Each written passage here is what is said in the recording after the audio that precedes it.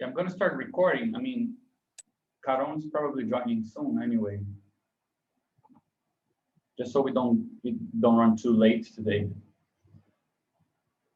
Also, I mean, at first we said, let's take a day to present, but we had half of the text by then. And then after we said, let's take one day, we doubled the size of it. So definitely we need 2 days to discuss this. I think that let me just share the screen here. We thought of doing something like this today, because the text is actually kind of divided in half, like even text-wise, right? Around here, right? This is around the middle of it. So we thought of going all the way here, partially because some of the stuff that is in the previous parts, we touched upon in the previous presentation, right? When we did that more informal version and just kind of going over the ideas, we covered some of this. There's a lot of new stuff, especially in these parts. So we thought of going from the introduction all the way to this labor determination, and then leave to next time this ones here, because first of all, we're still writing these final remarks, and these parts here, they deal very specifically with production, forms of production, and things like this. So they introduce a slightly different formalism as well. So it makes sense to keep them together, and they kind of form 20-something pages themselves. So it kind of divides the text in half anyway.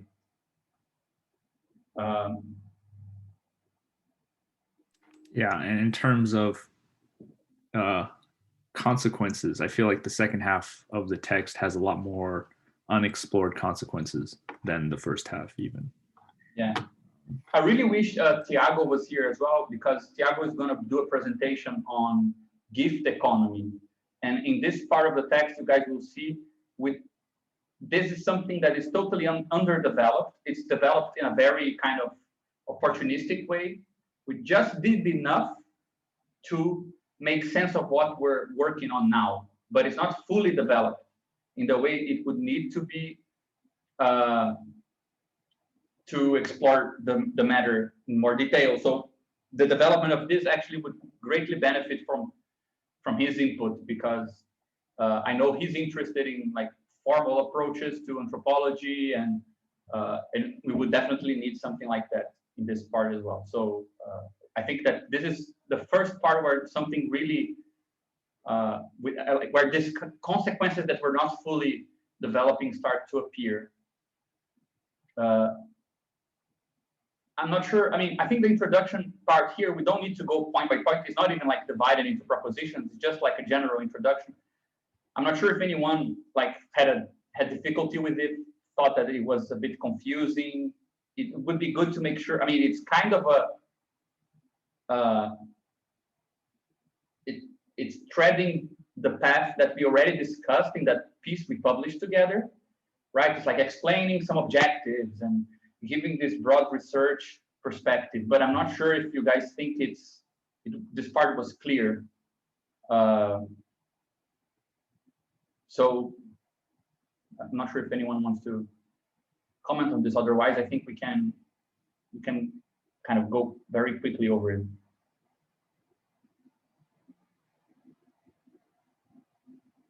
Yeah, I mean, I think one of the big points in this one is like, although the text has the form of a kind of like a translation or reinscription of Marx's Capital, we're not really aiming to just do that, right? We're trying to embed Marx's ideas in this other space of multi-layered transcendental and techtology and so on, right?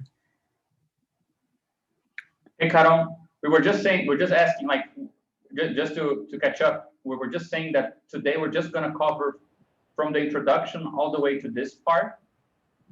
So not the whole text, right? And we're leaving this other part which is around half of the text. Around what, 23 or something, okay. Yeah. and we were just asking, I mean, I agree with Dennis that I mean, we wrote this introduction. I mean, I think actually it's worth saying this, like the idea of this text is that it's a very condensed, very concentrated presentation of this idea, right? It's meant to kind of assess if this project holds, right? The specific project of reconstructing Marx's categories with this formalisms and this weird approach. So our idea was to, I mean, see first with you guys, but then if you guys think, like after your revisions and your ideas, take this revised piece and send it to some people to get a feel for how consistent it sounds to others, right? So I think a good idea, a good way of treating this text is imagine it's a kind of very condensed summary of a bunch of ideas that we want to see with others if they make sense before, let's say, we fully flesh them out. So yes, a lot of stuff is very condensed, a lot of stuff is very kind of, and you can almost see the propositions that Dennis wrote and the ones that I wrote, because Dennis manages to write propositions with one sentence. I tend to write like a paragraph. But that's the main idea, main purpose of the text, to present these ideas in a way that others can tell us, you guys are totally bonkers. We didn't really, you know, because we might be wrong with the specific formal construction, but there is an alternative construction that works. That's okay, but we might be totally off. Like there might be something that totally makes this unworkable, and we want to have something that is clear enough so that people can spot it if that's the case, right? So yeah, I was going to add. Sorry, yeah. We could actually be wrong in many ways, right? We could be wrong in our formalism. We could be wrong in our reading of Marx. We could be wrong in our reading of Badiou. You know, like there's different buckets. Cartani, reading of Badiou, reading of Marx. Cartani. Yeah, there might be many ways that formalism. Yeah, there are many ways to be wrong. Yes. We would like to know which one of them it is, because it might, if it's totally bonkers, we might also drop it and just try something else. But this introduction was written imagining that the text will be sent both to people who are more well-versed in the mathematical side as to people who are interested in the debates around Marxism. So we had to kind of give it not only, as we said, situated against the background of the research, but also kind of construct the criteria through which to evaluate. That's why the introduction ends with this paragraph, right? That are concerned to dispel the impression that this is an exegetical effort, right? We are trying to change Marx a bit. We're not trying to make him more rigorous because it's scientific in any sense, like the science of history. But we want this previous, especially this paragraph here, should give like the way we think it should be evaluated, right? Like we already committed to the idea that Badiou has something to say about political organization and political structures. The question is, can we translate these concepts into a formalism that is coherent with Badiou's theory, which would also mean that we can construct a formalism for dealing with organizations that would be coherent with Marx, right? So it's evaluating that total coherence, that this, what we call this embedding of Marx in political economy in a new formal setting. That's how we should evaluate it. Like treat it as attempt at being consistent at something small, that if this path shows itself to be consistent, then there's something else that is also possible that is very much interesting, right?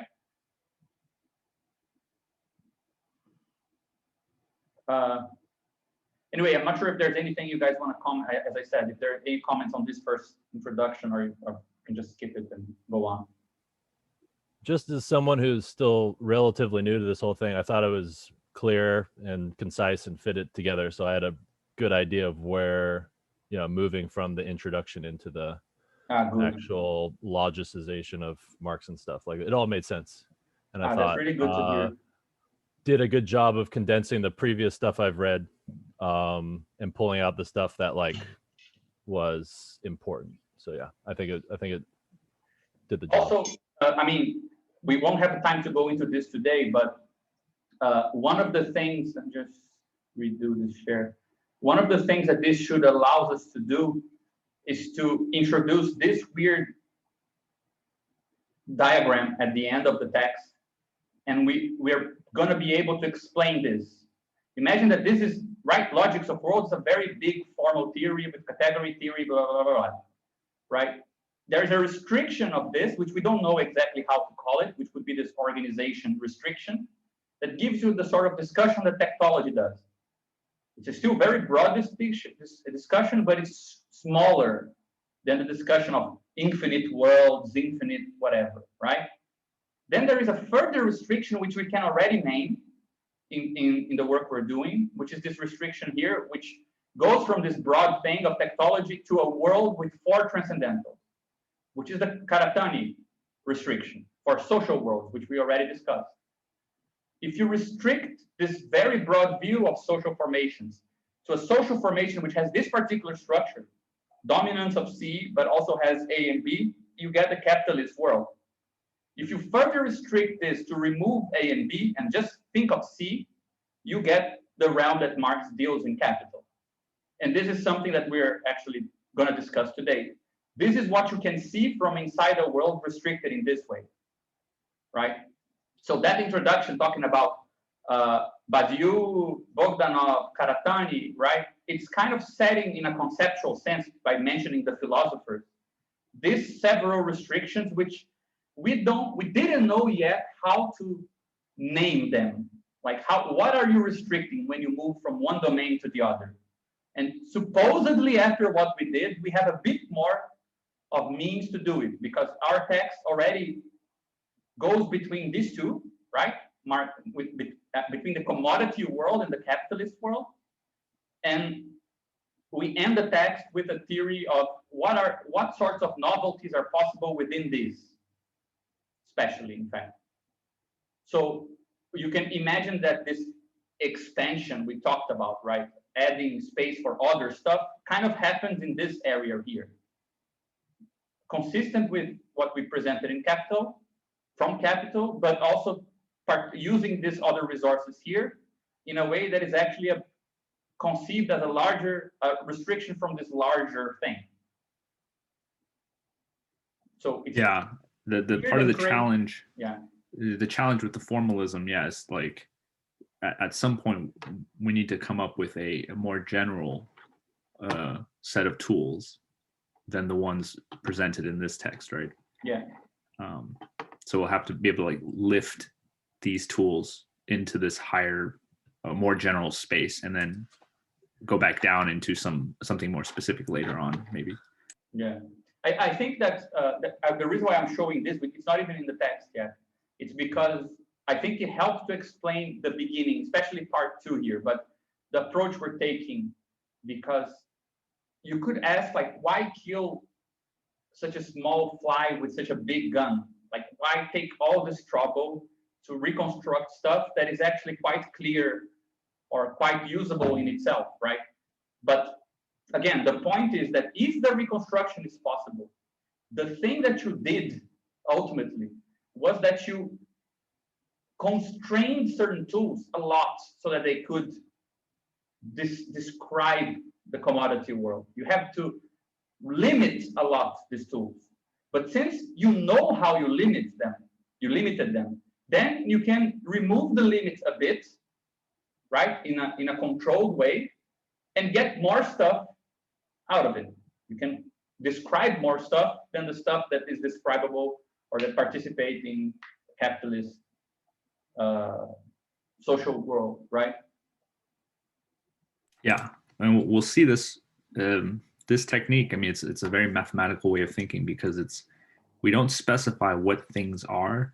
We specify the constraints that they obey, and then, like Gabriel's saying, we can either strengthen the constraints or relax the constraints. But we never have to. We're not committed to saying like this is exactly what a commodity is, or this is exactly what value is, except for defining constraints on those things. Yeah. So I think that, I mean, the first part here, this objective phenomenology, which is ridiculously condensed because it's still very philosophical, right? I mean, I'm happy to say we're working on a Tractatus Economico-Philosophicus. It was Dennis's idea, I must say, but I'm happy with the fact it's like a bunch of logical propositions. But so the first part here, I think that this statement here is more important than I thought at first, because when we ended, like when we already actually ended up, but when we were very much underway with writing the text, I was a bit worried that we didn't have anything on fetishism. But when Dennis wrote his original text on value, appearance, and things like this, he already argued that fetishism is one concept only if you consider it from the perspective of individual cognitive subjects. Like,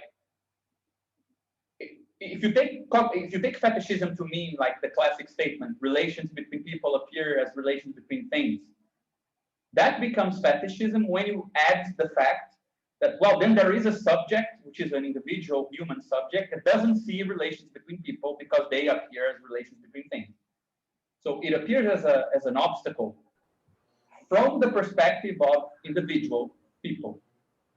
But we take from the beginning a perspective that is internal to the commodity world. So we are considering that relations between people appear as relations between things, but we can describe the logic of the relations between things in capitalism. So rather than having a concept of fetishism, you could say it's a sort of theory in the element of fetishism, right? In the sense of treating fetishism as a perspective that you're constrained to occupy, right? You're obliged to look at things as commodities if you want to see the commodity world, rather than saying fetishism is an obstacle for me to really know the world. That's, well, yes, it is an obstacle if you want to know the world in the same way, the commodity world in the same way you know the cup of coffee in front of you, right? To know the cup of coffee, you cannot access capitalist relations in the same way that you access things that you handle around you that exist for you in some sense, right? So I think that we captured this idea, which very nicely with this idea that there aren't really economic phenomena in empirical reality for individual subjects. There isn't something you can observe that you could say, look, there's an economic phenomena happening. You can always find something else, like in a Latourian sense, you can always reduce it to a network of agents and blah, blah, blah, blah, blah, blah. So there's nothing like you would call an economic fact, only economic effects, in the sense that you can see the effects of economy, even if you cannot directly perceive it or deal with it from the perspective of, individual cognition or something like this. So we're saying that to render the logic of capitalist political economy intelligible, one must counterintuitively assume that commodities appear to one another, right? So rather than what you're obliged to do is that you need to describe something that doesn't appear to you. You need to describe how things appear to one another. So that would be something like the fetishistic point of view. But fetishism has such a negative connotation of implying that you are mistaken or that you are deceived or something like this. I don't think we need that, right?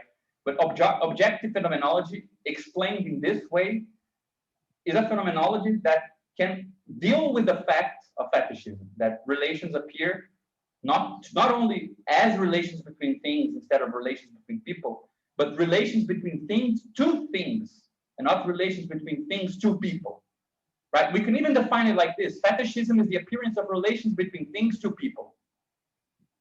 Objective phenomenology is the appearance of relations between things to things.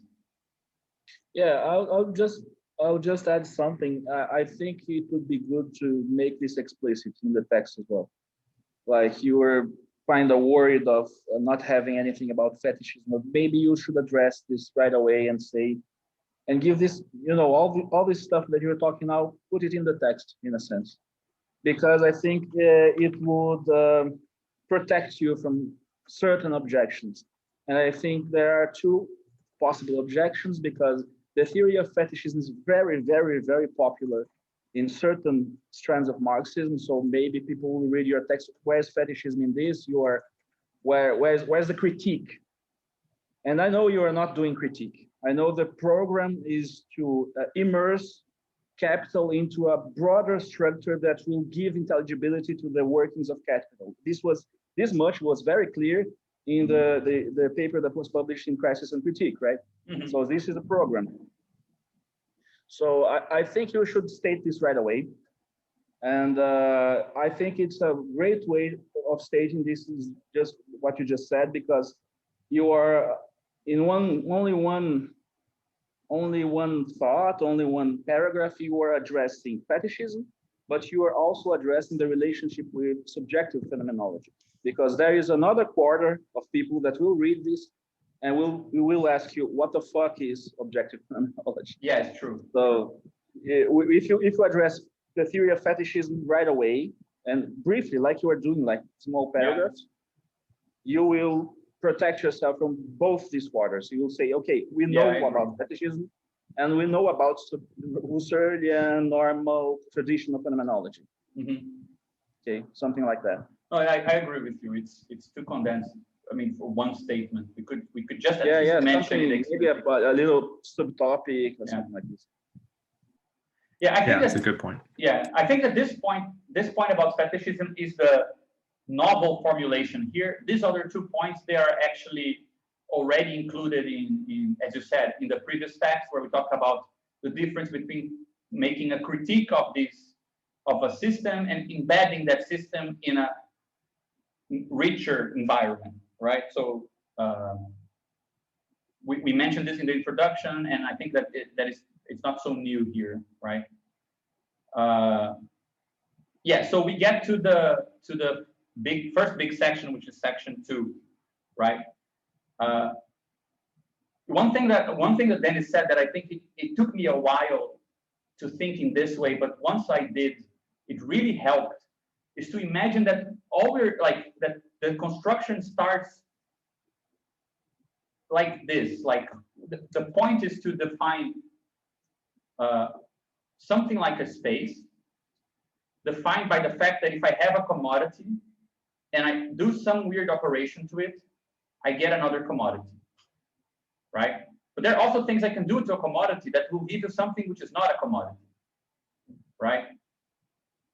So there are many things you can do to things. Some things will preserve them as commodities. Some things will not.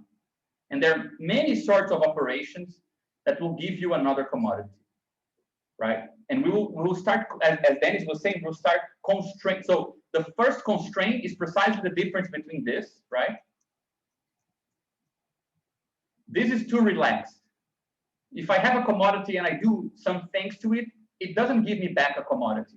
It might destroy the commodity. But there are some things that if I do it to a commodity, it remains a commodity. We can say that the value changed, perhaps, like it's less valuable, but it's still a commodity, right? And we're gonna explore this place here. So we're gonna define exchange, production, and so on as types of operations on commodities that preserve, transfer, do things that are like more restricted than this general definition, right? So this first definition here, this first distinction between if you have something that's already a commodity and you operate on it, it might give you something that is not.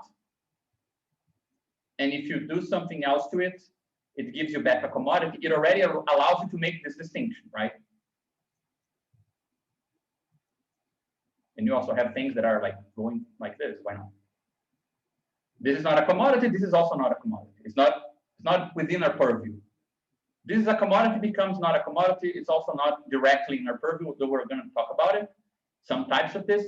And we're going to focus on stuff you can do to a commodity that gives you back a commodity.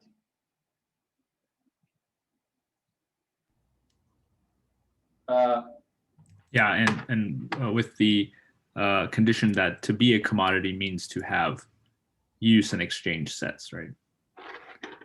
Yeah, that's So- also something that, sorry, yeah?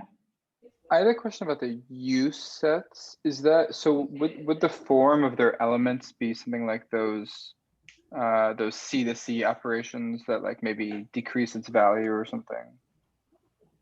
Yeah, it's a good question. We didn't specify what an element of the use set is, although in like the section 12 and beyond, we do implicitly count. We use what's in the use set as inputs to the production process. But they're not functions or morphisms or anything like that. We didn't commit to that at this point. Yeah. I mean, it's a good question. I don't know if we should say they're functions. Yeah, we have, I at the beginning, I think we didn't care for this point very much because it seems small.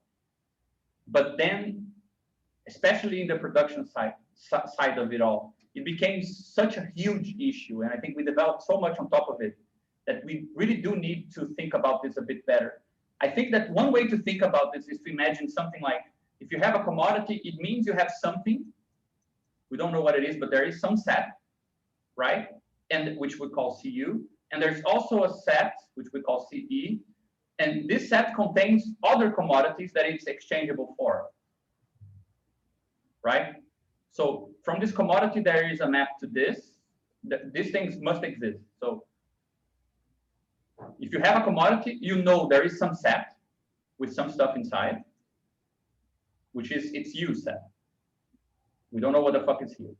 And we know that there is some other set of other stuff which has, we would say that they're exchangeable for it, right? We would exchange this. If you have something which has some, let's say, material, right, some use, but has no commodities that you can exchange it for, it's not a commodity. Yeah, or if the thing has been somehow removed from the network of exchange, right? Like for maybe legal reasons or for a community reason, certain items could feasibly be exchanged, but for some external reason, it won't be. Yeah. Right. It's also possible. The use set, it's useful to define it better because, for example, one thing we will do a lot is to say there is a commodity with such use set, right? And if this commodity is exchangeable, for example, for C2, half of its use set is actually, so it corresponds to a commodity that is exchangeable for half, for half of the other commodity. So we'll do things like this, right? To be able to say that if you have some relation of exchange established, you also can import this relation into particular ways of dealing with the use set. This is not valid for all commodities. For example, if you have a cow, right? This use set is a cow, whatever is the cow here, right? And the cow is worth 100. If you move it down to 50, that doesn't mean that there is something called half a cow that you can exchange, because half a cow is not a cow, right? It's not simply a reduction you can do, but in some cases you can, and that's actually an important case. So, but there are many operations we do that imply this sort of move from constraints on the exchange set of a commodity, right? Implying something on the use set of the commodity. Doesn't it make sense, I don't know, to maybe like if you take a step back and then you have not only commodities, but like substrates in general, and then you have like two kinds of operators, like one operator of transformation or like doing, of which use is one of its forms, and one operator of exchange. Then, so I was thinking like you have you have a commodity that you can consume it. So you can use it and then it becomes something else that it's outside of the space of commodities. But you can also work on it and it becomes more value. So these are all forms of interacting and transforming within the Yeah, space of we do all that. We define all of that. So, for example, we will call if you have a commodity that goes into the production with another commodity of a product, we call it a productive consumable. If this commodity is consumed in such a way that the product of consumption is no longer a commodity, we call it a simple consumable. It's destroyed or transformed into something that is not a commodity, right? So we're actually going to explore that sort of thing. But doesn't it make sense to consider the use set like this subset of these operators on that take commodities on other commodities and commodities on non-commodities? So to interpret these use sets as a subset of this like transformation sets or work sets in which so as arrows. So I don't. So you would say like CU is like a bunch of arrows to. I'm not sure. Like you have like substracts or something like this, which is things in general, and then you have arrows of transformations. Some of these transformations are used, like in terms of consumption or transporting or whatever, and some other transformations are like ways of working and producing on them, but they are basically arrows between substrates. So it's just a way to. Yeah, I think that, I mean, this will come into play a lot, which is we didn't try to define things more than they are needed for I mean, more than what a commodity knows. So for example, to talk about substrates as a determinate thing, I think you need the organizational point of view, which talks about the interaction of substrates with each other and things like this. You probably require a bigger world than the world of commodities to describe what are the determinations of use. So, I mean, that's part of the reason why this is so vague, right? You have a commodity, you know that the use set is not empty. So there is something here, we don't know how to define it, because the only way to define what's in a use set in a commodity world is if there is an arrow coming from two other commodities that were composed into making it, meaning we know what's inside the commodity because it is the product of a composition of other commodities. So we can price the parts. Remember, in the capitalist world, you're worried about what commodities see, not what we see. So do commodities see substrates connecting and transforming? I mean, unless it's productive or in terms of exchange and so on, that might not be the case. But let's move a bit further because we might address what you were talking about. I think that in part we do at least.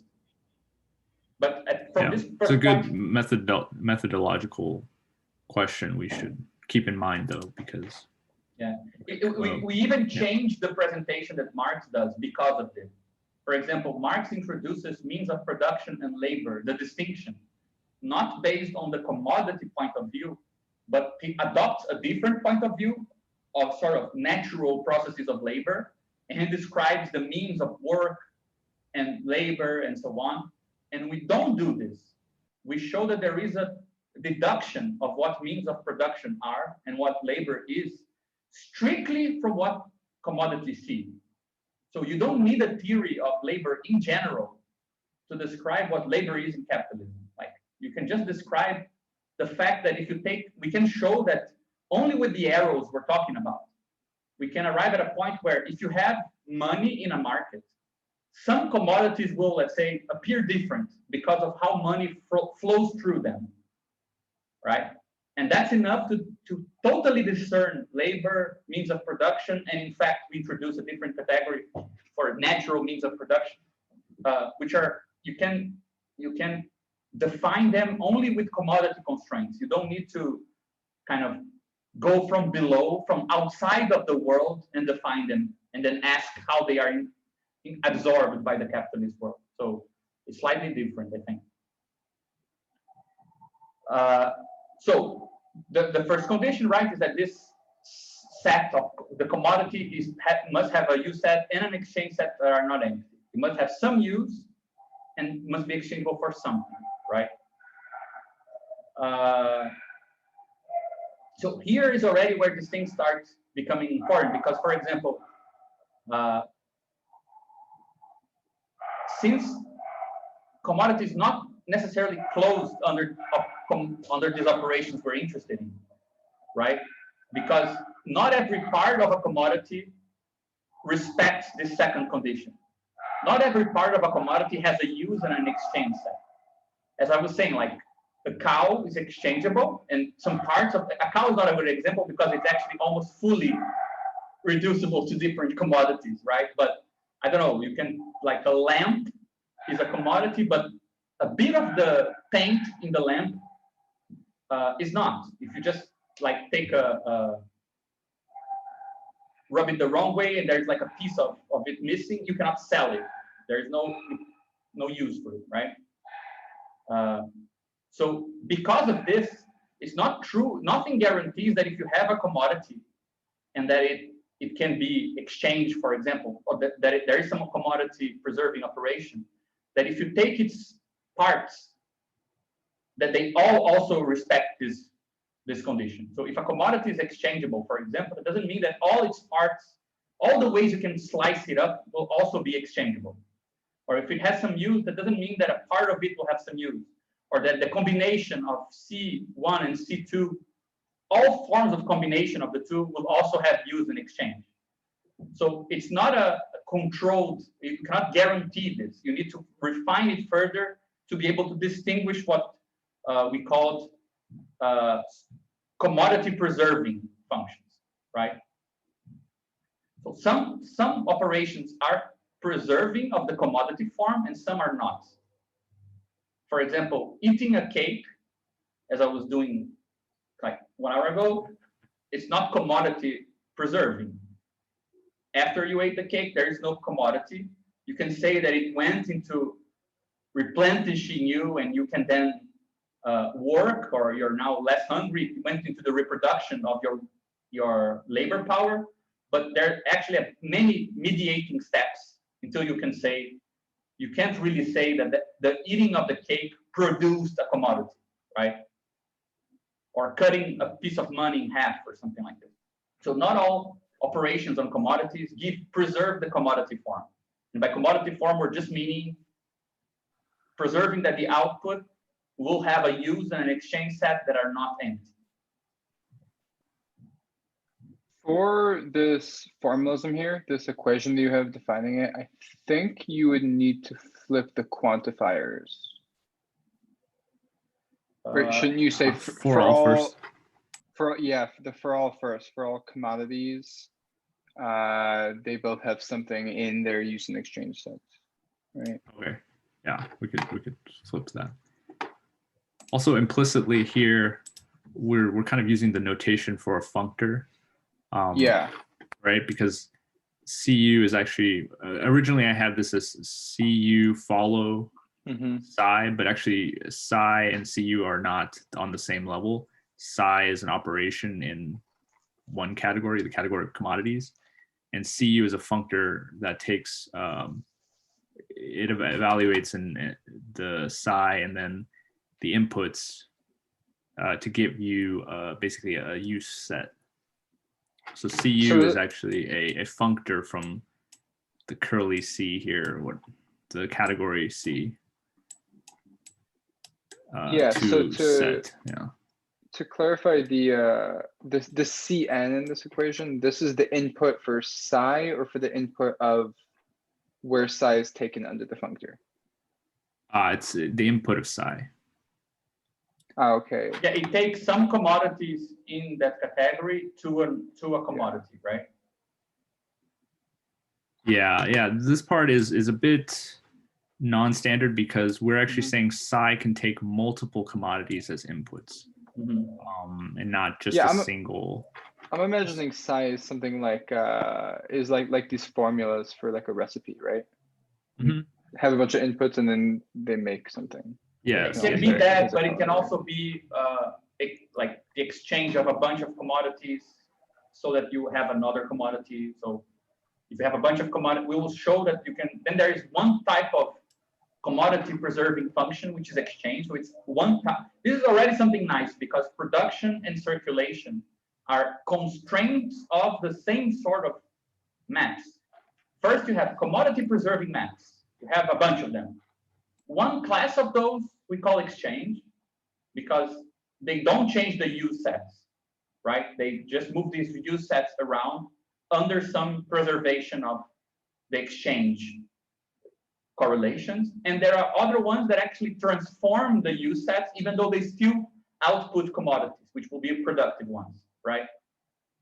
So we're not discerning production and circulation in terms of above and below, which is very common in Marxist literature. Production is the below, circulation is something that's happening on the surface. It's like you have this large space we spoke of, right? Which I think phi is going like this, right? And amongst this, all these operations, we're going to discern ones that we call production and ones that we call circulation by further specifying them. So here, the only thing is about flipping the quantifiers, or did you guys find something else? Yeah, well, I think there might be a question of whether it's clear that Cn is an input of psi, and then whatever that sends Cn to, that is what the use set is of, right? Yeah, that's why I think the previous notation might have been better. Okay, like you're saying this because that's that says that you're plugging it in makes Cn into psi. Also, I don't know if yeah. it's standard to write because C, they're like curly C to the N is like almost, it's sort of like the, I guess, like vector space of commodities in a way, right? You can like combine different commodities and different quantities together. Yeah, shouldn't this be just C rather than curly C? no? No? No, well, because you can take one element from every C. Yeah, Okay. I was just one, I was just gonna say this notation of the non-curly C to the N is a little confusing and non-standard. So maybe you should just specify that it's an element in the curly C to the N. So you can give it like a little vector thing on the top, maybe, you know. Okay. If you want to borrow that notation, I don't know, that might help. Yeah, there is this notion of like a monoidal product where like A, B, or as a tensor product too. Yeah, C. So that this would be an element of like something cubed, right? Yeah, exactly. Yeah. We had this notation in many places, but it was kind of a lot to type. Yeah. So yeah, we use like the N sometimes to say like I think it's it's actually clear enough. So, but yeah, but it's better to have some comment perhaps. Well, maybe a comment, yeah. Okay. Mm-hmm. So as we were saying, since these things can be composed together, right, or factored, so the output of an operation like this that takes commodities and gives you commodities, you have another one that takes commodities and gives commodities, and these things can be composed together, right? So, for example, if you have this and you have something like this,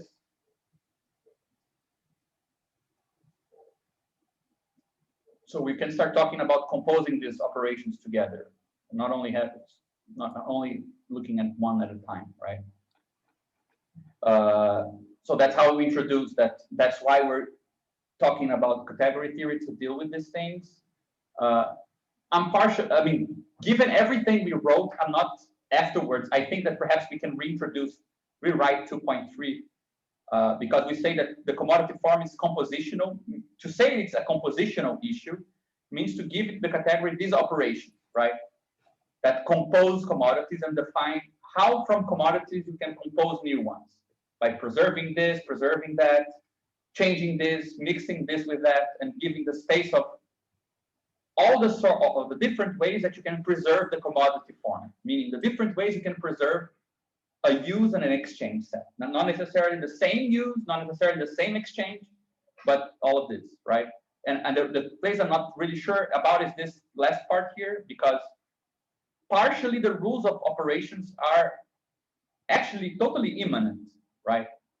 The constraints are constraints from the commodity space itself. Like, don't need to know in which, for a long part of what we're presenting, it's irrelevant that this world exists in a nation state to see that it has a internal coherence. But we're also adding at points further constraints that come from the state and customs and so on, right? Yeah, I was thinking here, like there are certain, I don't know, chemicals that by themselves you can exchange with anything else, but if you combine them together, suddenly you have like a weapon, or you have like a drug or something, and now it's not as exchangeable, right? Maybe it would become illegal in some states. So yeah, no, sure. Yeah, no, I think it might just warrant something. I mean, since we already introduced like different transcendental structures and things like this, perhaps we should just, you know, detail it a bit more. But yeah, I mean, it's pretty standard as it is, I guess.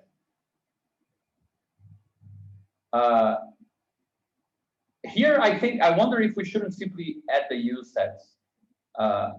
Though one thing that goes in the direction of what Renzo was talking about, right, with substrates and things like this, we actually make a distinction between commodity use sets and the substrate in general of a commodity, because ultimately the use set of a commodity, especially when we look at labor power, we will see that it has to do with the forms of use that are available under commodity production. It's not the space of all possible uses. So we can actually distinguish, let's say, the transformational space of some material from the space that is constrained by the commodity preserving functions. So we can distinguish, let's say, commodity uses of an object that will respect its commodity properties, and uses that have nothing to do with it, right? I think that this is actually a good thing, because in Marx you have the use value, and use value looks like it's the natural, concrete, kind of fully accessible ways that something is available for use. And I think it's good to distinguish between this sort of very broad, infinite abundance of uses that something might have, unknown uses, from the much more restricted forms of use that actually get kind of called upon in the world of commodities, which is not the same thing, right?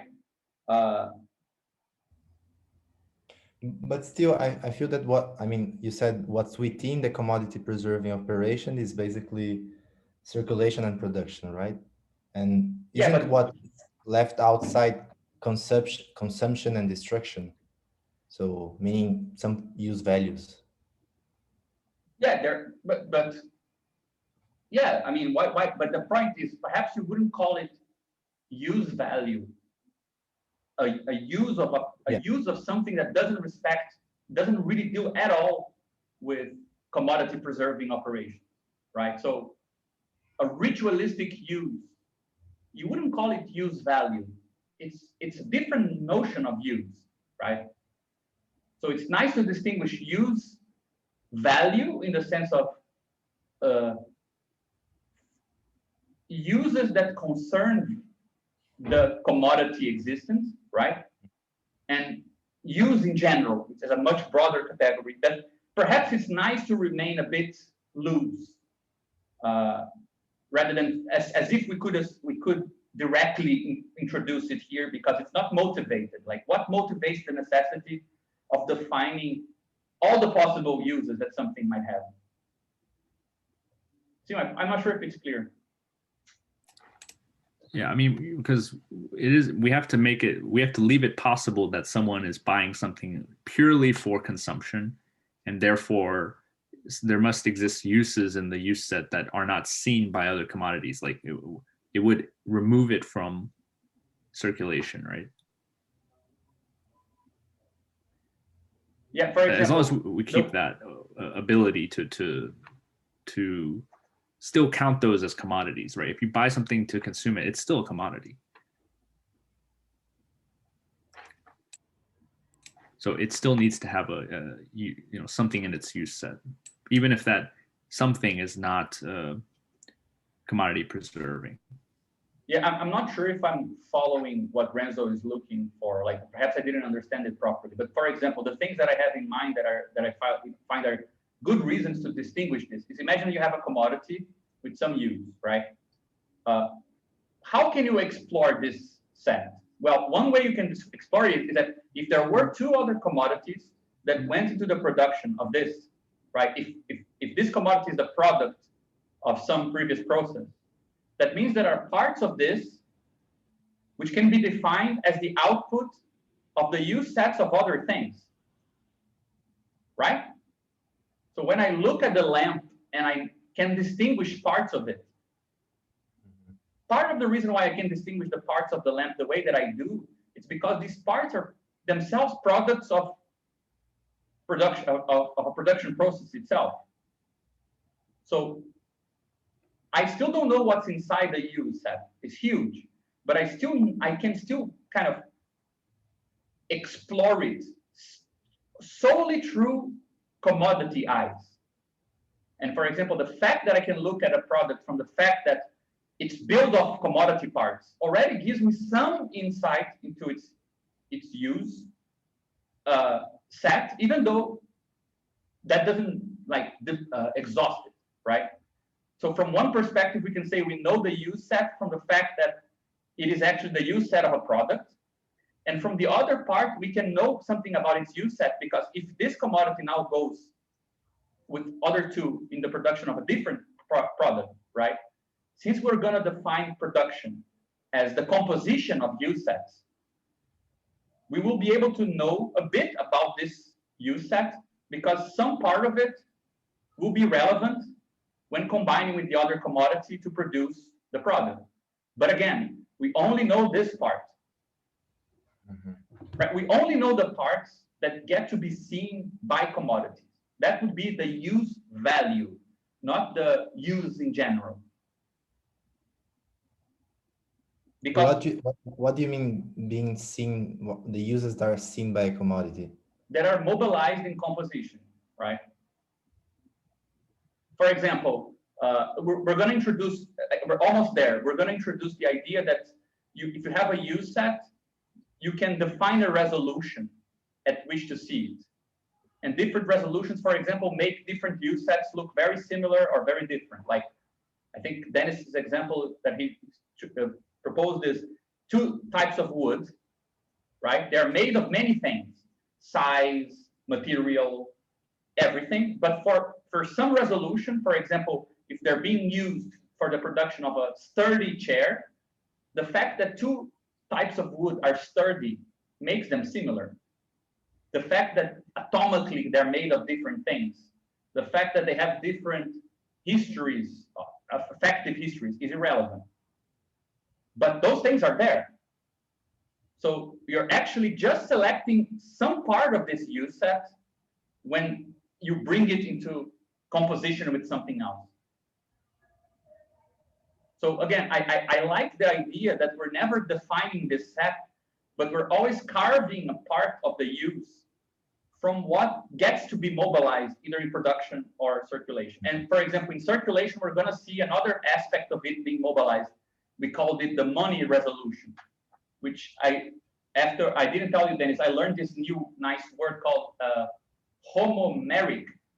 I think it's the word for the property of being equal to a part of yourself, right?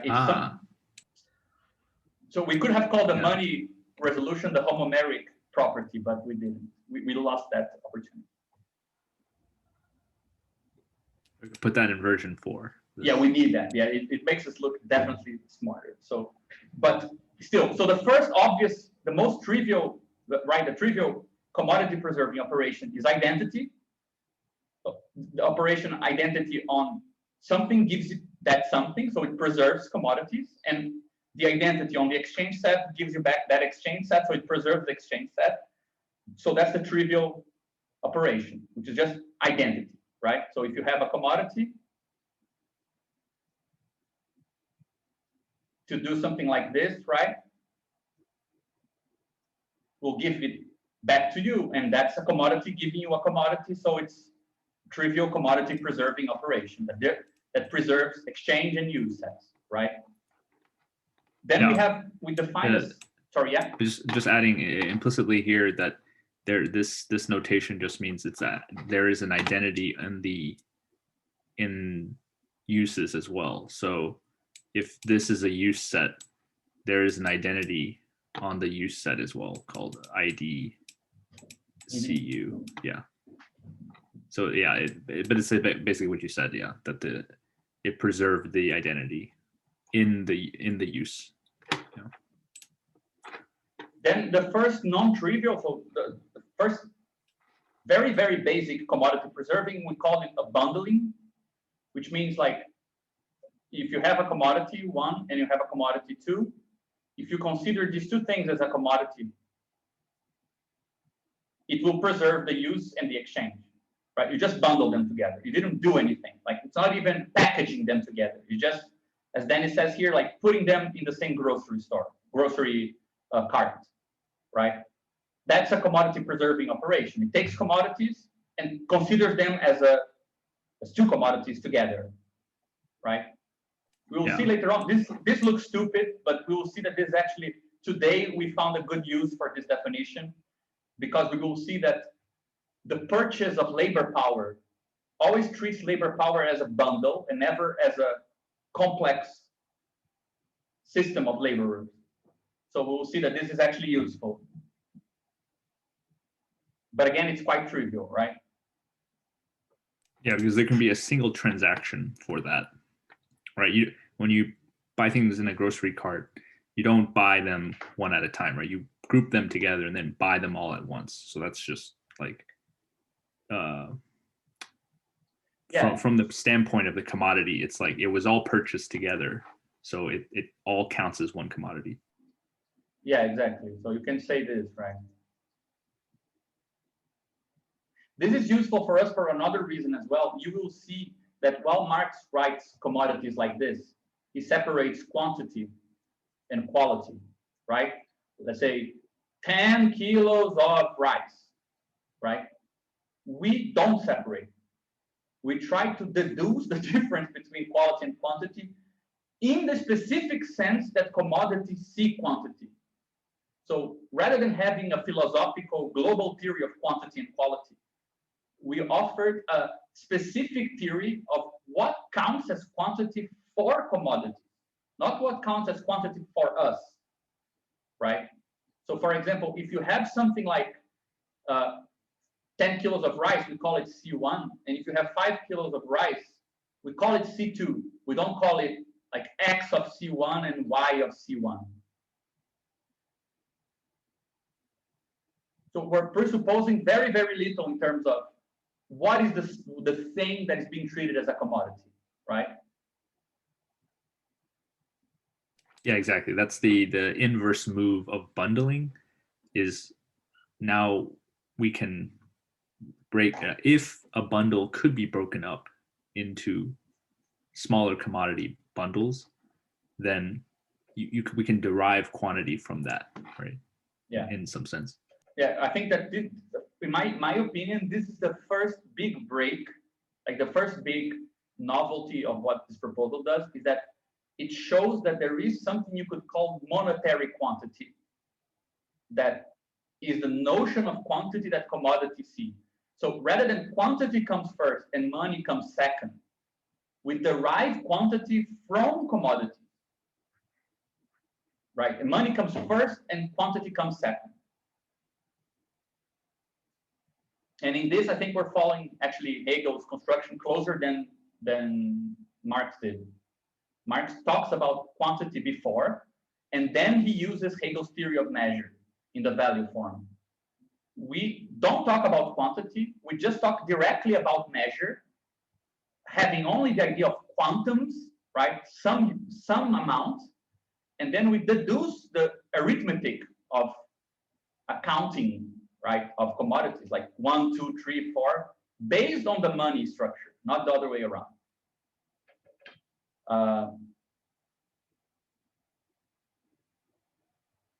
So what is this one? So yeah, so this is the inverse, right? So if bundling takes 2, very simple, right? Takes 2 and consider them as a new one. You can also do the inverse. You have a big one, and you can take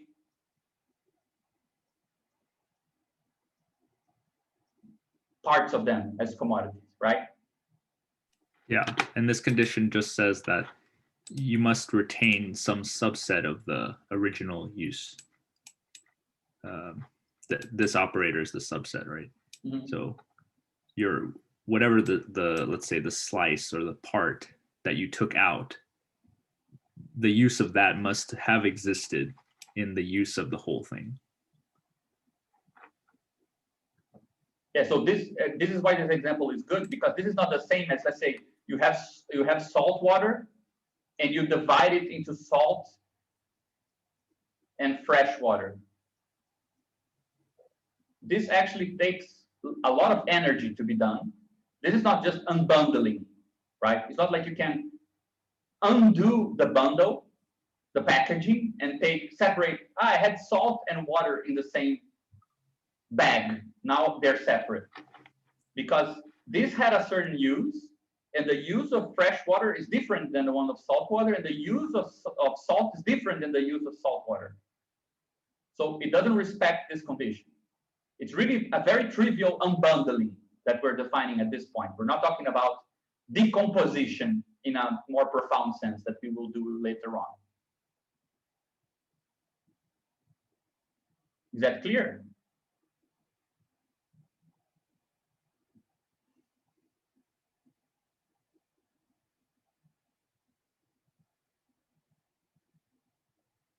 Yeah, so this is like the introduction of something that will take half of the text later on, because we define for now just the sort of almost like benign, right? Very, very superfluous operations, bringing things together, separating things that were together without changing the use or the exchanges in some sense, right? But then commodity producing functions, which are a restriction on the commodity preserving, is commodity preserving plus some other conditions, right? Will be some that where the codomain can be distinguished, the use or exchange of the codomain can be distinguished from the domain. Meaning, if you have something like this, which has some use set and some exchange set, we will say that this arrow was commodity producing, right? If the new commodity here has a use set that is different from this use set. So it has a different use, right? Yeah, like that's why the fresh water is drinkable. So that the fact that it can be consumed by humans is not in the original use set of the salt water, right? Yeah, on the other hand, if I was in with a grocery cart that has fresh water and salt separately, and then as a bundle, and then I separate them as the fresh water and the salt water, actually the drinking use was already contained in the grocery cart. Yeah. Right. Exactly. So that's different from actually producing fresh water out of the mix of salt and water, right? Yeah, exactly. So here we anticipate this important point that commodities do not come with an explicit notion of quantity, right? So we treat X amount of commodity C as a distinct commodity. So this is important because the notion of arithmetic that will appear, so summing, comparing value and things like this, there will be a capitalist arithmetic, a commodity arithmetic, that is not necessarily as powerful as mathematical arithmetic. It will be a local arithmetic if you want, right? I think this is useful for, let's say, rationalists trying to salvage abstract thinking from all the critiques that it's always capitalistic. Because if this holds, then you can show that the notion of calculus that fits into capitalism, that is, let's say, part of the very dynamic of capitalist organization, is a poorer version of calculation and quantitative analysis than can be done, right?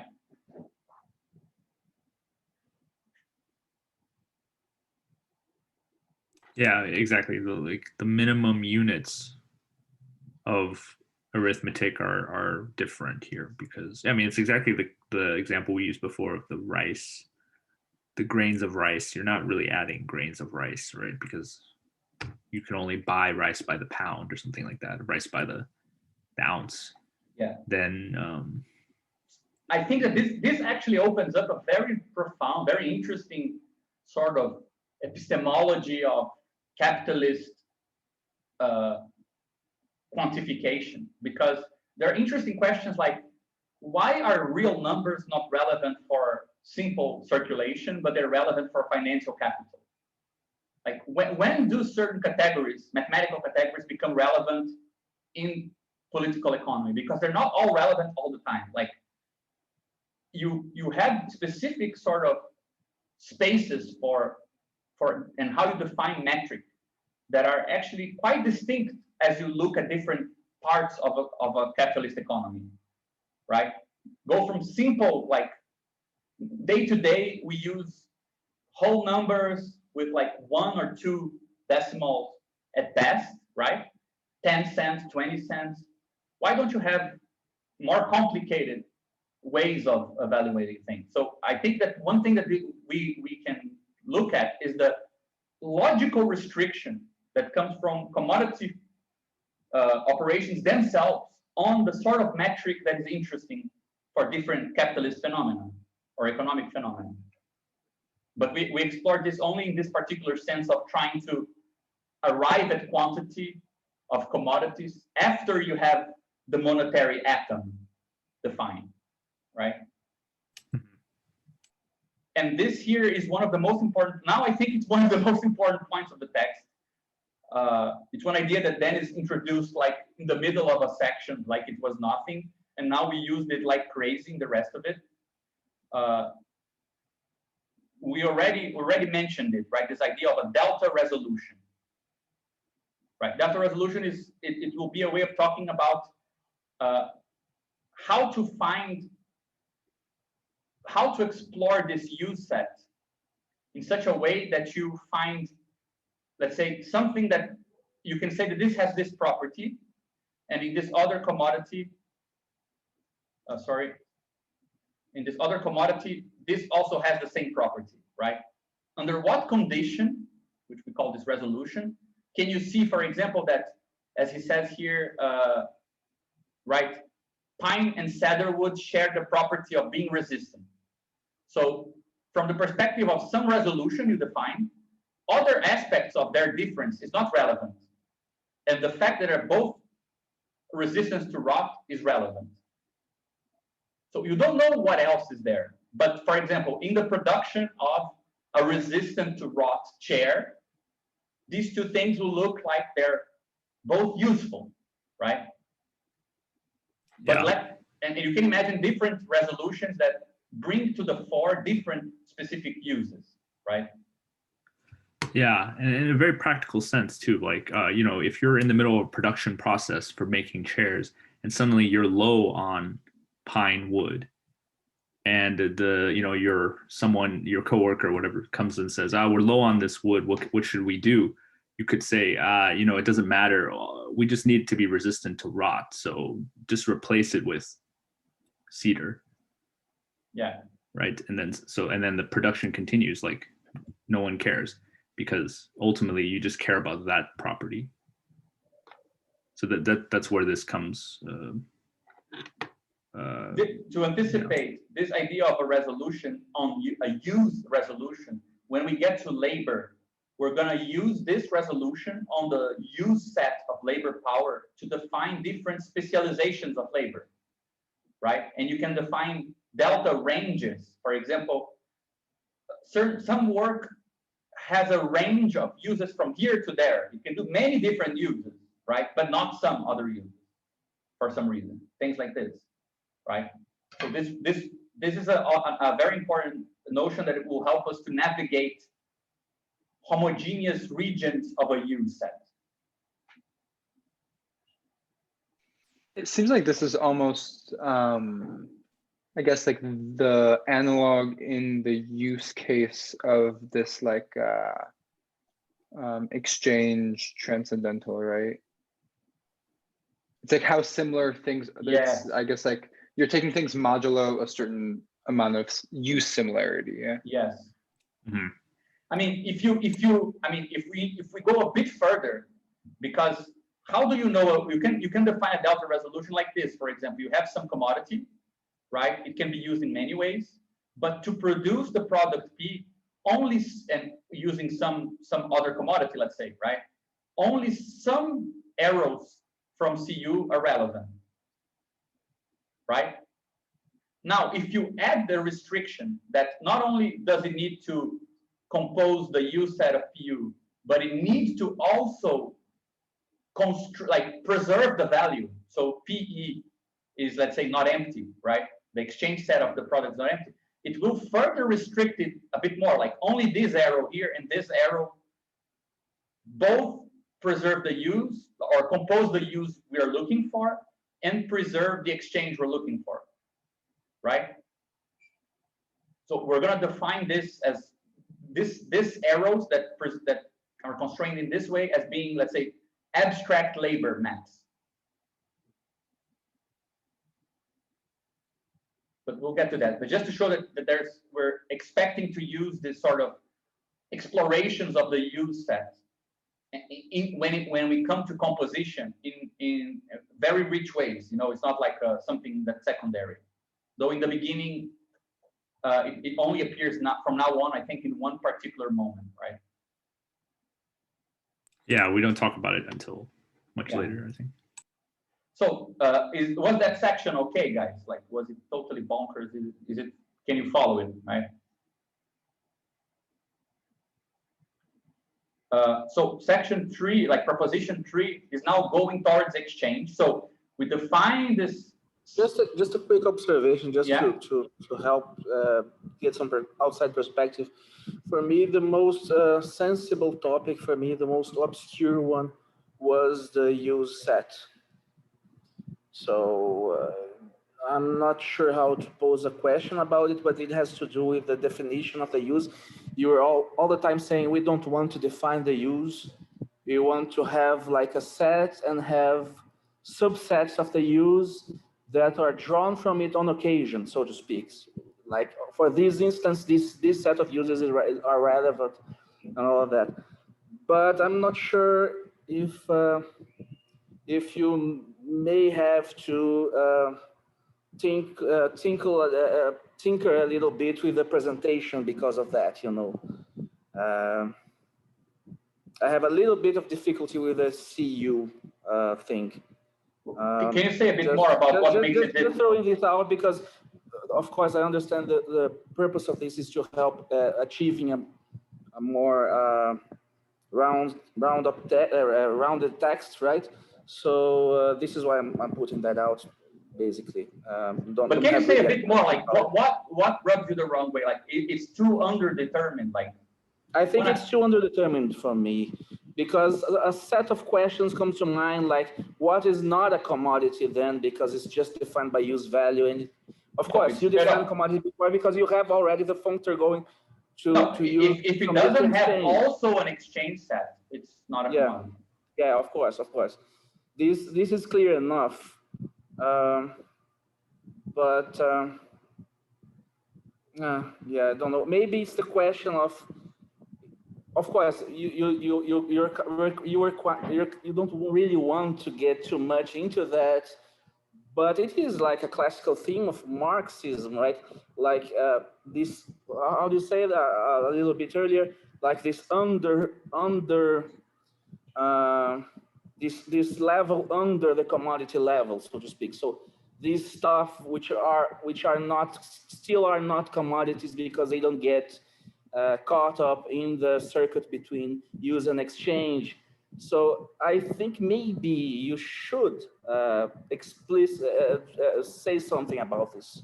Yeah, but Even just to if clarify, even if just to say why you are not addressing this in the same way as traditional Marxism may have done, right? Yeah, okay, but for example, perhaps we could add something to say simply this, like a commodity ultimately is some set, and its set we are calling its use set, right? Yeah. The use set might, outside of its use set, there might be other things, we don't know, but we're calling it the use set. And there is a corresponding set with the commodities it is exchangeable for. And we're saying that this cannot be empty. So it cannot be an empty set, and this cannot be empty as well. Yeah, so you must have a pairing between the two in order to have a commodity. This is clear enough. But ultimately, there's no underlying, because when we say a commodity goes to another commodity, I mean, what can go? Well, either this set goes, right? Or the amount of commodities that are inside of this set change. There's the only two things. There's no third thing. There's no commodity and below it there is something else. Yeah. There's only this set, right? But still, I agree that perhaps because of what you said and what Renzo said, we should think of something slightly more clear. Though I really, really like the fact that, just by postulating that the commodity is this set, and that the substrate might be that. I understand the move. Yeah. We do get to look at it only from arrows that go in and out of it, right? Arrows of commodities that went into its production, and arrows from commodities that take it as part of their production. So, maybe to address this explicitly, to add some paragraph saying that you are saying explicitly, like we are really restricting ourselves to the space of commodities as defined. So whatever different use values that don't get caught up in a functor to the CE are out of the question. I don't know, something like that, just to explicitly address this thing and to make very clear that you are really kind of defining the boundaries of a world, so to speak, something like this. Yeah, well, this is important because for now, we're still not calling this a world. We don't know if it is a world. I see. I'm using That's important. No, sure. But yeah, I agree with you. Perhaps it's too bold a move not to give it a better definition, because like some context, taking into account the ongoing discussions in the several different traditions you are kind of we're not discussing. This is a problem with the text. Like, we're not discussing with anyone. So people might have criticisms we could answer, but we're not taking the time to answer. So but sure, I agree with you. Anyway, so leaving that question aside, then we go into a very important field of commodity preserving operations, which is exchange, right? So there's something we cannot treat at this point that we can only discuss on point 8, which is alienation. The fact that exchange might imply in capitalism that once we exchange, now there is a property, contract of properties that also imply that possession is now structured differently. But from this standpoint that we're right now, this is not the case yet. We're just looking at exchange, and we're defining it so looking at from the perspective of these operations alone, exchange is a map between two commodities such that the use set of A is mapped to the use set of B if their exchange sets are equivalent, right? So say somebody had commodity A and somebody had commodity B, and you would say that A has some use, right? And A has some exchange set. Well, if B is in the exchange set of A and A is in the exchange set of B, you can actually swap the uses, right? So this use gets mapped here, and this use gets mapped here. Therefore, they were exchanged. But no new use was introduced, right? And some equivalence was detected, so to speak. Because these are equivalent, the uses are inverted. Right? So this is an operation that is commodity producing, but with this added rule. Where this is the case, the exchange sets are the same, then you can invert the use maps from one and another, right? So I had a commodity 1, you have a commodity 2. If those conditions meet, we can do this, right? But one thing, sorry, yeah? I was just going to say, yeah, I mean, here I'm a bit, I think we might need to revisit this at some point, because we said that we're trying to formalize what is exchange without talking about property rights, right? Yeah. So when we say that the use sets are swapped, you know, it's a question of what does that mean? It's not simply that A now has the same use as B, right? It's that somehow A and B have switched places, but the whole notion of place for the commodity is based on property rights, right? Ownership. The ownership of A and B have switched. But we're trying to talk without using that property rights yet. So there is a kind of a complication here, right, of what it means for this. Yeah, I think we could specify it further. But for example, say you have commodity 1, you can, at this level, we can describe a path like commodity 1 was inverted with commodity 2. So now this is where commodity, so now I have commodity 2, right? They were inverted. And then I inverted this with commodity 3. Right? I exchanged C1 for C2, then C2 for C3. I can, it's not trivial to describe this purely in a commodity preserving way. Yeah, but instead of swapping, because in Marx, right, when he talks about value as appearing as a relation between two commodities, right, the relative and equivalent form, I think Marx, you could say that Marx doesn't require that the commodity swapped for that relation to be formulated, right? It's just the fact that the two commodities were put side by side, and one becomes the value of the other, and so on, right? So that relationship seems to be more like outside of ownership. Yeah, but I mean, the problem for me with making these two, like, you can only talk about an actual exchange if you talk about property rights, because there was commodity exchange much before property rights.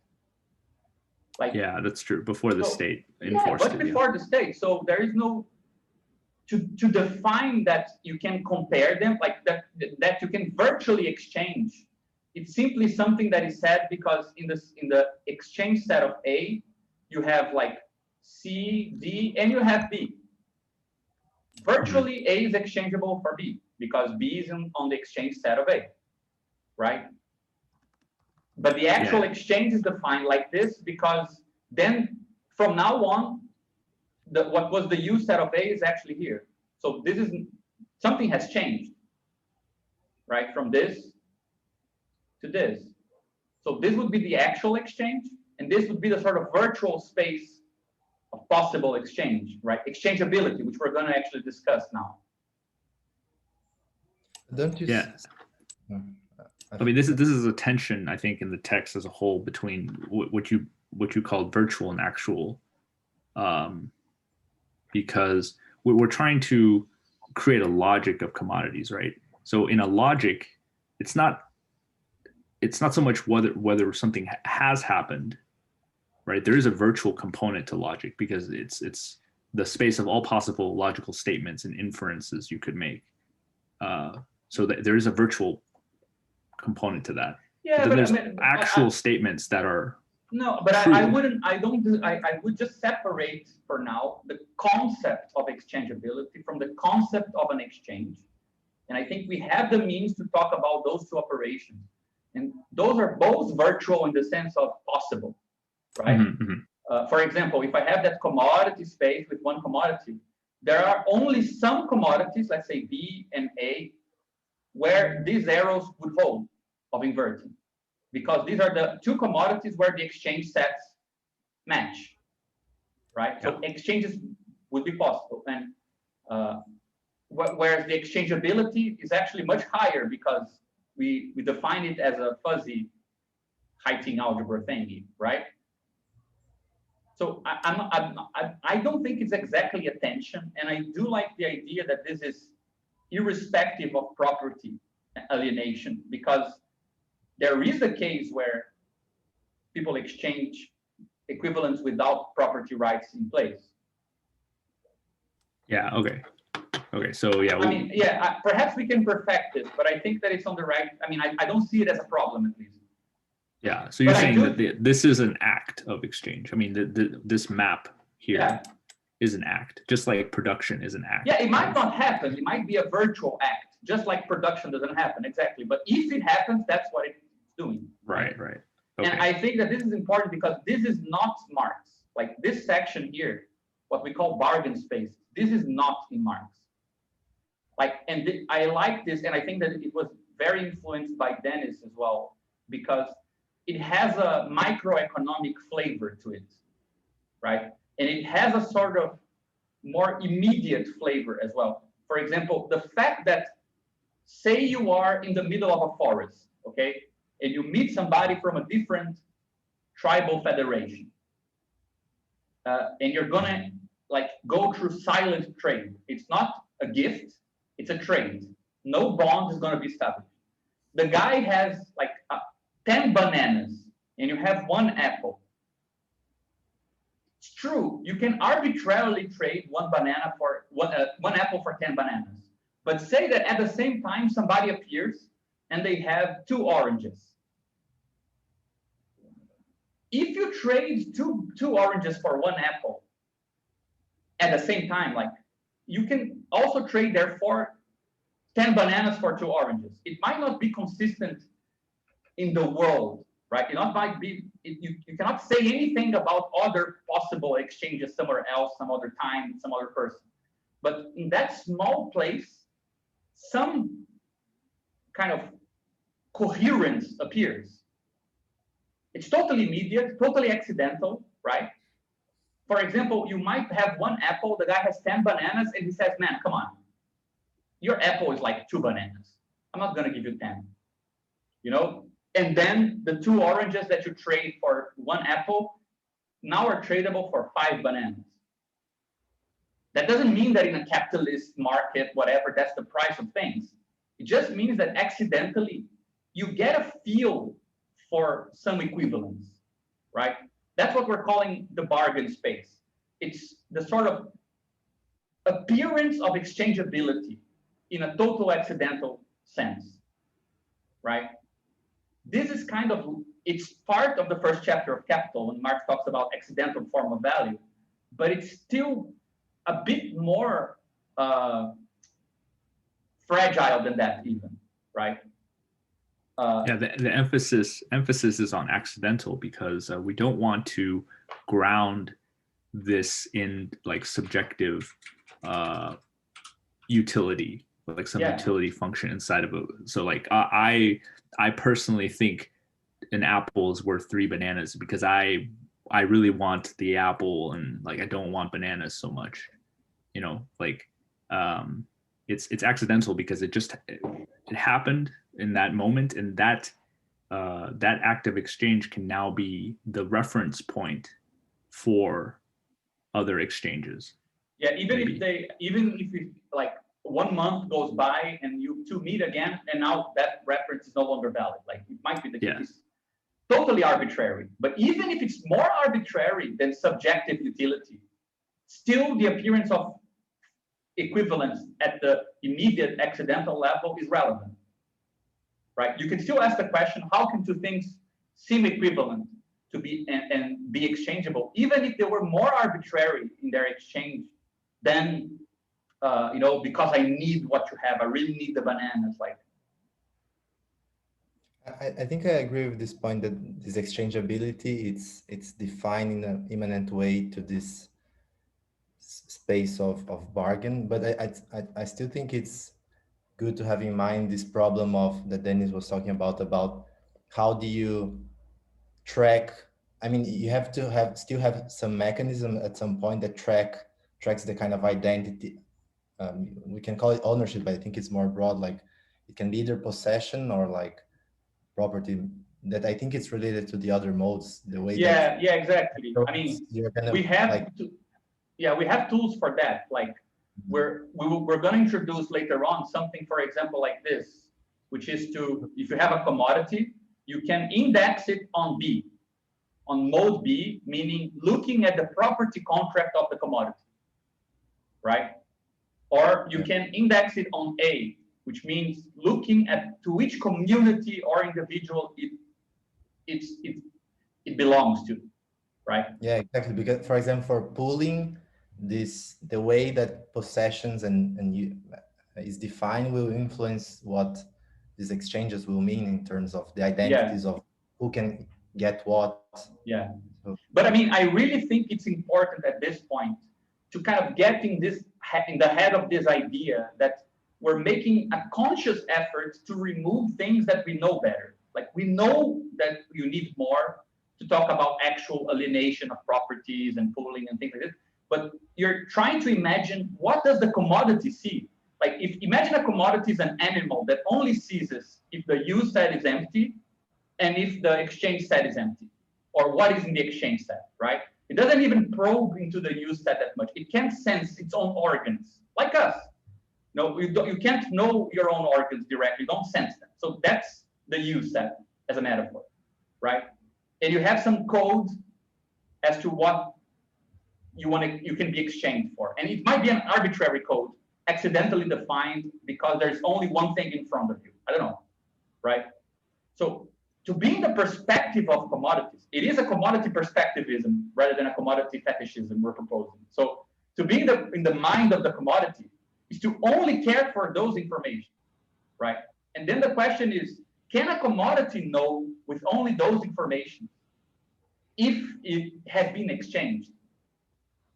And I think that this definition here, that the use values have been exchanged, is a good way of knowing. Like, I don't know everything about my insights. I just know that they were changed with the other. I changed bodies with the other, though the exchange sets were equivalent. Like that's what the commodity would know if it were exchanged, right? That something was swapped. Value remained and uses were swapped. More than that, it wouldn't know, right? But it's a weird effort to take seriously the mind of the commodity, right? It is like a transcendental subject. And it's structured in such a way that it only sees these things. These are the relevant things, like if you take that Uxku metaphor of the worlds of animals, right? The world of this animal has these signals that are relevant, right? And then we introduce something that is not in Marx, and that is, I think, that one of the crucial things about this first part of the project, which is this exchange set, right? You don't need to define it simply with the commodities that are absolutely equivalent. You can imagine that it also has, let's say, these are maximally equivalent, then these other ones here are just P equivalent, and then this other one here is zero equivalence, minimally equivalent, right? So it's like a fuzzy set. It has like totally equivalent parts, and it has less equivalent ones, right? Less exchangeable for it. Right, so using this, we call this exchange function, a function that takes two commodities and tells you how they are in each other's exchange sets, right? So commodity 1 and 2 are exchangeable to the p degree. They might be totally, like they might be absolutely exchangeable, like they are maximal. Or they might not be exchangeable at all.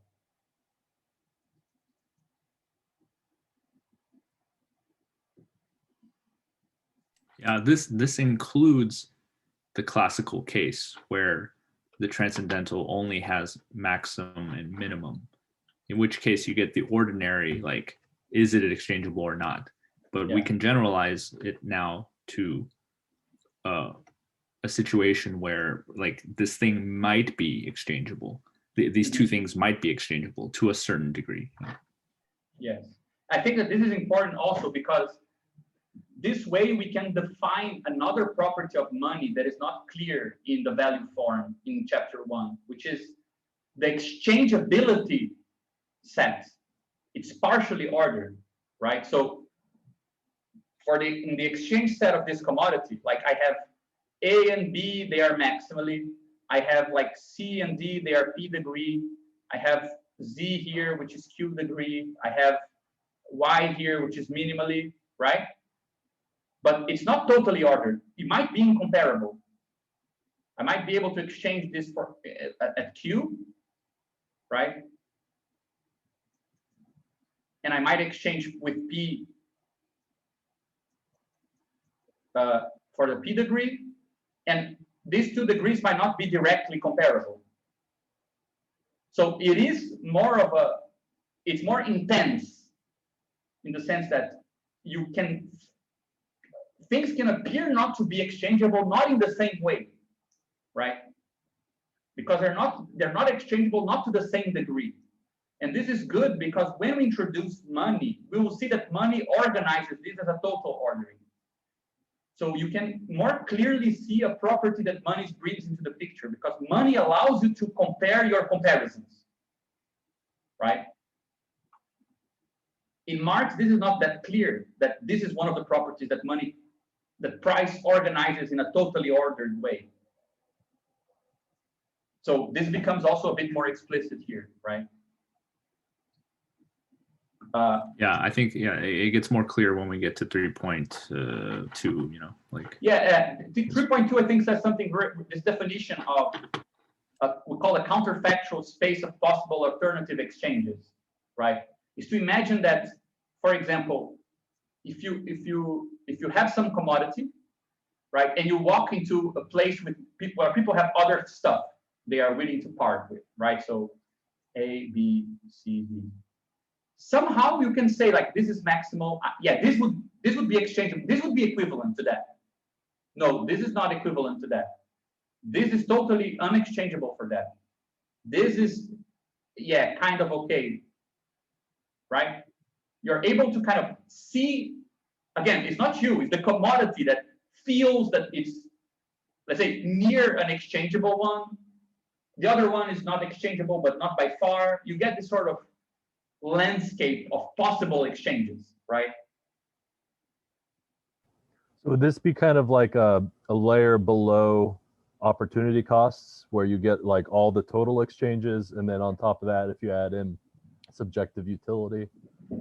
I think that we're trying to cover a similar ground as that sort of opportunity cost issue, but again, it's less subjective than that because opportunity cost still implies some subject that decides, right? But would it be, I guess I'm asking, would opportunity cost be a subset of the bargaining space as determined by a particular subjective? Yeah, I think so. Like, for example, let's say that these two things, C and I wrote C again here. Anyway, C1 and C2 are P exchangeable. That doesn't mean you cannot do the exchange if the other is willing, but you will have the feeling that you got the better out of the guy, for example, right? Yeah, that's important. Yeah, I mean, nothing prevents you from accepting a bad deal. Yeah, you can make a bad deal. You can. It's not the deal space in the sense of the space of what you're deciding to do. It's the space of what would happen if you did, right? So that's another question for me as far as the fuzzy math. Are the degrees of exchangeability, are those basically like how good of a deal, or is that a likelihood that any given person would take that deal? Or are those more or less the same thing in this? Yeah, I think we thought of calling it at first the probability of exchange, but it's too loaded a term, I think, right? But you can imagine it in that sense, like I think that it becomes clearer if we define just what comes afterwards, because the important part is that you can actually talk about operations that complete the exchange or slice the exchange. That's the cool part of it. Like, imagine you have a bargaining space, right, where we come with this commodity and it sees that it's exchangeable p degree with this other one, right? But it also sees, therefore, that if you change D to D line, then this would be maximal, right? So if you add up something to D, then it would be maximal. Or, for example, it's not exchangeable with this other one, but if you take a part of Z, like something smaller than Z, right? Then it is exchangeable because it's less than Z, right? And here it's actually higher than D. So these up and lower operations here, they kind of carve out the equivalences out of parts of commodities. So the bargain space it's kind of like not only seeing commodities like D and Z, but also seeing D prime and Z prime such that this would be maximal and this would be maximal, right? So the guy had, like, I have 10 bananas, the guy has 1 apple. Man, this is not exchangeable, but if you add another apple, it is maximal. Again, might be totally arbitrary at this level of accidental construction, right? But you see, like, you get this fuzzy space around C, which is the bargain space, right? And then you get a sort of core venues, which are the ones that have maximal value.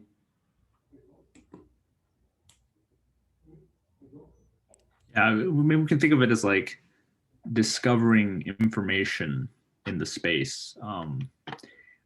So yeah, like another example would be in an auction.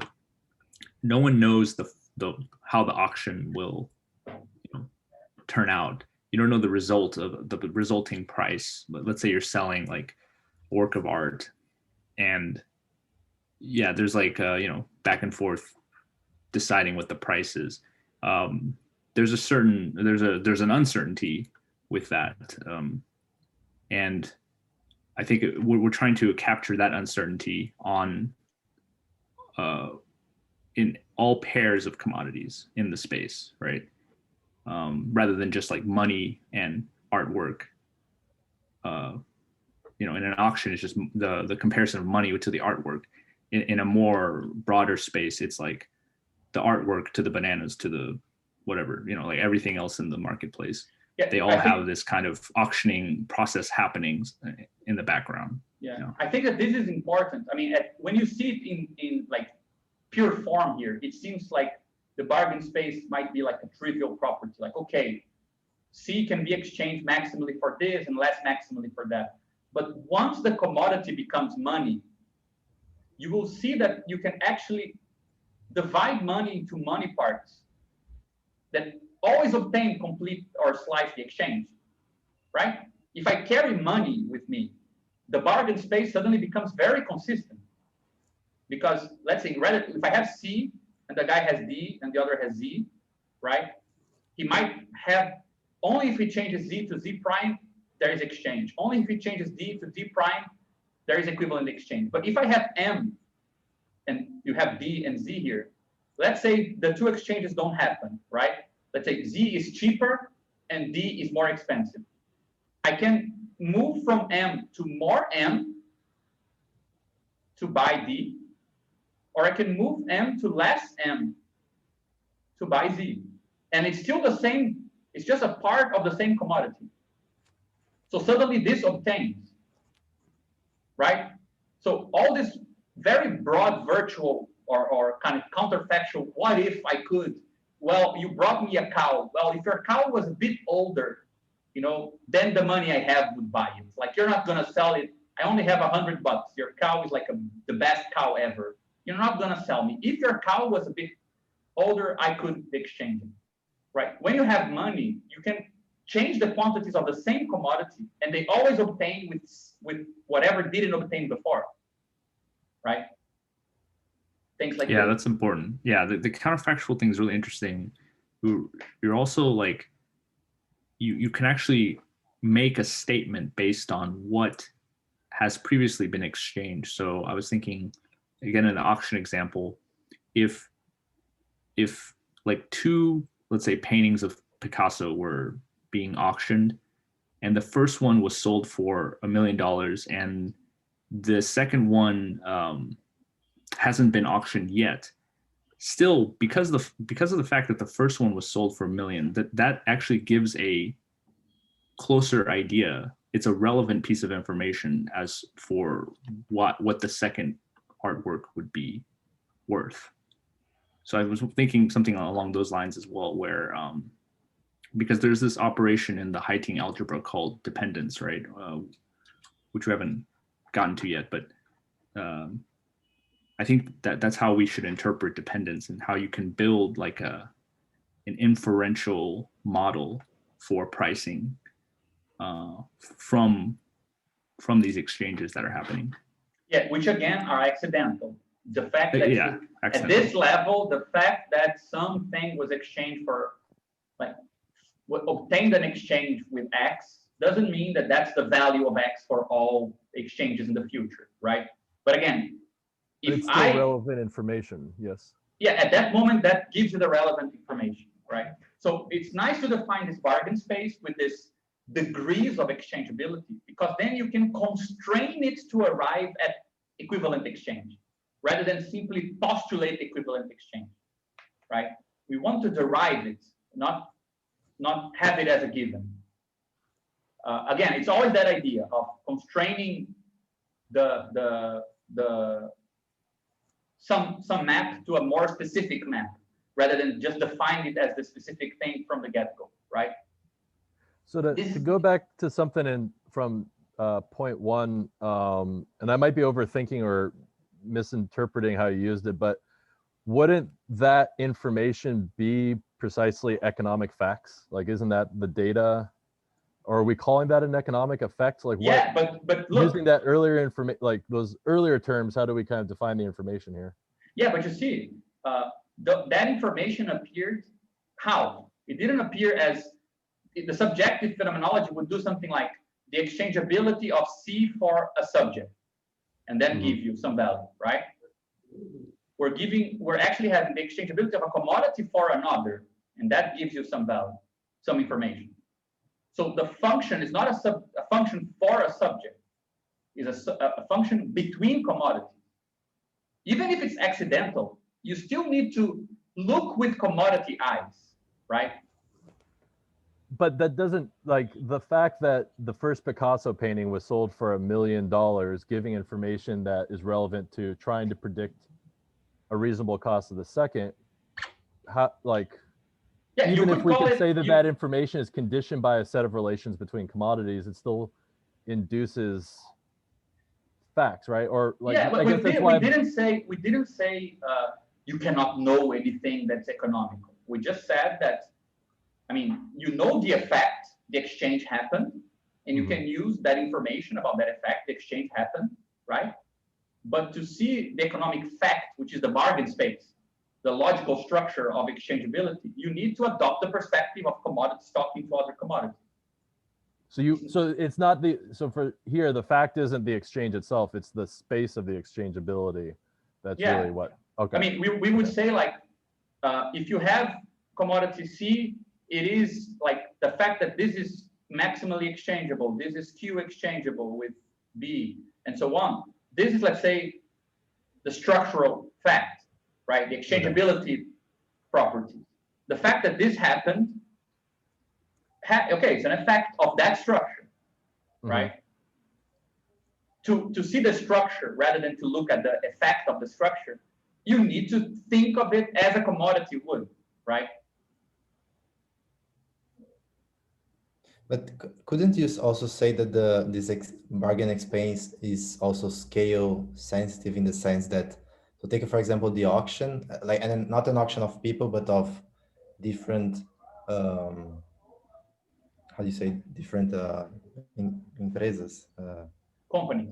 different companies that they are all giving a bill. So from the, maybe each company has its own kind of model of what's worth and what's not. So it has its own exchange bargain space, but you could also say that at the level of the auction, there is a kind of equilibrium bargain space that emerges from these interactions between companies putting a bill. Yeah, I would just be careful. I mean, I like the auction example just because it sounds very arbitrary, but we're trying to define things that are very rudimentary because companies don't look at things arbitrarily, right? And we're actually going to define an object, which is capital, which sees very specifically commodities, right? We're actually going to have a definition of what does capital see.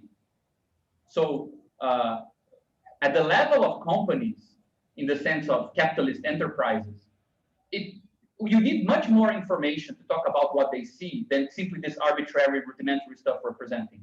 So we take a long time. It's like the most contingent and accidental and less and general thing you could have that's minimally structured as an exchange of equivalences. Yeah. That's at the level we are at. But it's good to start there for two reasons, I think. First is because this is the machinery that's going to be constrained all the way to money, equivalents, and so on, and then capital. And second, I mean, if we're interested in a non-centralized money form, right? If we're interested in coordinating problems that don't really presuppose a total order of the world of commodities, we might want to see what else these bargain spaces are capable of, right? Perhaps they can lead to something other than a single money commodity. So it's good to have, again, the relaxed restriction, because we might find out that we want something else from it, right?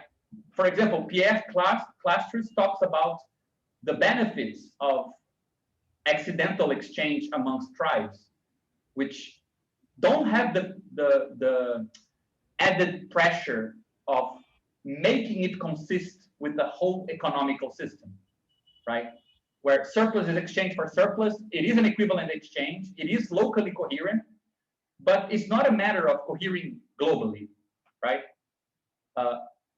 So I think that's, but you mentioned scale dependence, and I think that there's something, I was very happy, and I learned a lot while writing this. I mentioned this to Dennis, which is, I realize now that we shouldn't have scale as an operator, the same way that we don't have, like, for a transcendental analysis, time, space, and scale should be consequences, right? Rather than the operators. Like, you should have other operators that when they are changed, it changes the scale, rather than changing the scale directly. That should be kind of meaningless in the theory. So, for example, this idea of resolution and the idea of what we call universally exposed relations, which define what can be seen from a perspective, they're much nicer to develop what a scale change looks like than directly try to enforce it, you know? In the same way that, like, space as such is not a concept. Like, you can talk about displacement in space, but you need, like, velocity, distance, right? Those are the concepts. And spatial change is the effect. I think it's something similar. These days, I'm thinking that resolution and composition, those are the objective operators which make scale displacements. But scaling is not itself a concept, you know? So yeah, we should get there, but to get there, I think we need to find places where composition and resolution and things like this affect this, for now, very accidental space, right? Dennis already spoke of exchange dependence, but just to go a bit quicker, right? We define here the existence of commodities as well. It's something that in Marx is not there, right? In Marx, he rejects this as a kind of nonsense, right?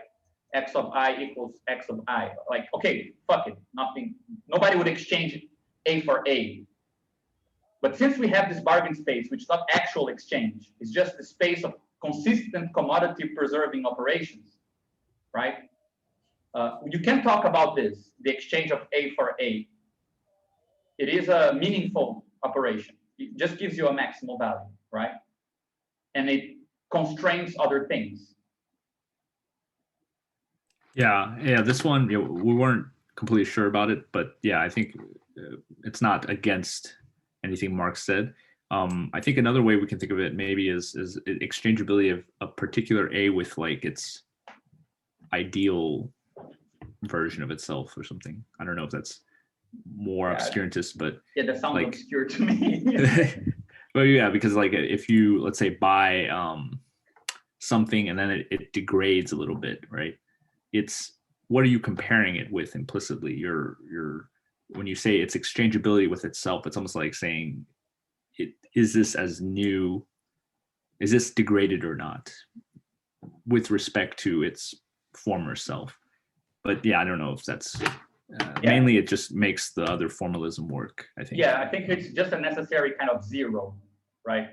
It Yeah, does come into play later on, because we will have formulas which imply, for example, that there are labor uses, a delta resolution of labor, which only exists as a commodity, meaning it only has an exchange set if there is another labor that exists as well. So there will be like ideas that LP is a commodity, right? So there is such a thing as LP exchangeable for LP, this first one, right? This will only be maximal if this other one is also maximal. So there are uses to this idea of existence that come into play later on. I actually find it, I was very happy to find this, but I don't think we'll get a chance to talk about it today, but it's an interesting point. The last point here is that only at 3.5 we get to the idea of consistent exchange, right? Which implies that different exchanges actually need to start being coherent with one another, right? The idea that, well, if for this bargain space here based on commodity C, this was maximal, right? And in the bargain space from the perspective of commodity D, this other thing here was maximal. And then that this is also implied somehow, right? When we start gluing this accidental exchange spaces together. It's still accidental, but it can be consistent, right? Even if it's locally consistent. It's the banana, apples, and oranges situation I described. Was that okay, guys? I feel like I have fear everyone is already asleep. No, this is great. Don't worry, if it's too much, we can also go slow. I feel a bit like a bit of vertigo as we go through it anyway. So yeah, it's a lot, and a lot of it's undeveloped. It's just like proposition 1, proposition 2, and like not, some of it is not picked up later on. So yeah, we can always go back, like as we go forward, we can always jump back to the parts that are relevant, and we could kind of ignore the ones that are not used again, you know.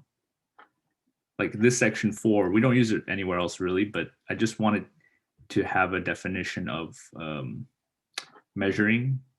So if we think of commodities as like sets of things, we don't really know how much things are.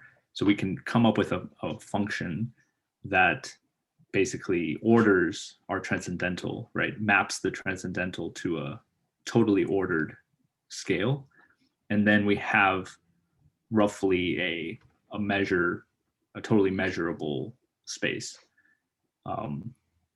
Yeah, I mean, actually, this I find this important. I mean, this comes before the forms of value part, and I do think that it introduces two important things. First is this idea of value, right? Because at first we only had this kind of accidental exchange, right? So as I said, imagine that this is maximal, and this is p degree, right?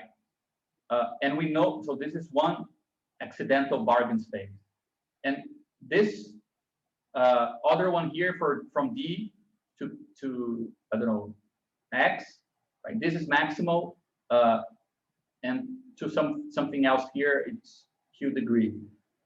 Once you start looking at these things together, they only close together like this if you get some sense of invariance, right?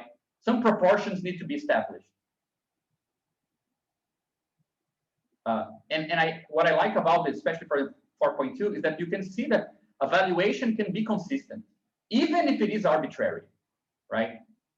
Let's say C being exchangeable for D is totally arbitrary, and this being exchangeable for this is totally arbitrary. But if these are the case, then some other stuff is also the case, even though the base of it was arbitrary. You can still evaluate something, right? This is important because I think that one of the crazy things about this idea is that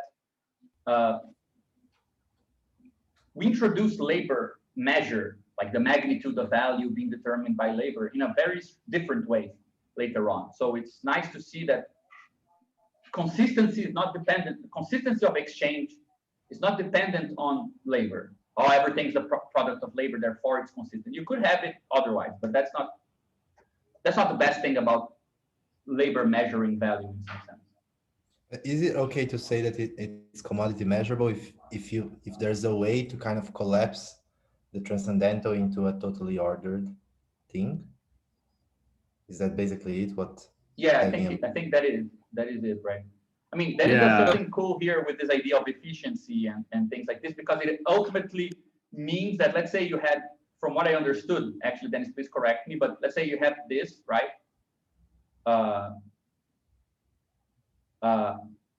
And this was in one and this was in the other. It means that if you can turn this into one thing, there should be some path through this, which is arbitrage free, right? Where all exchanges are maximum. And there will be other things which have no path, right?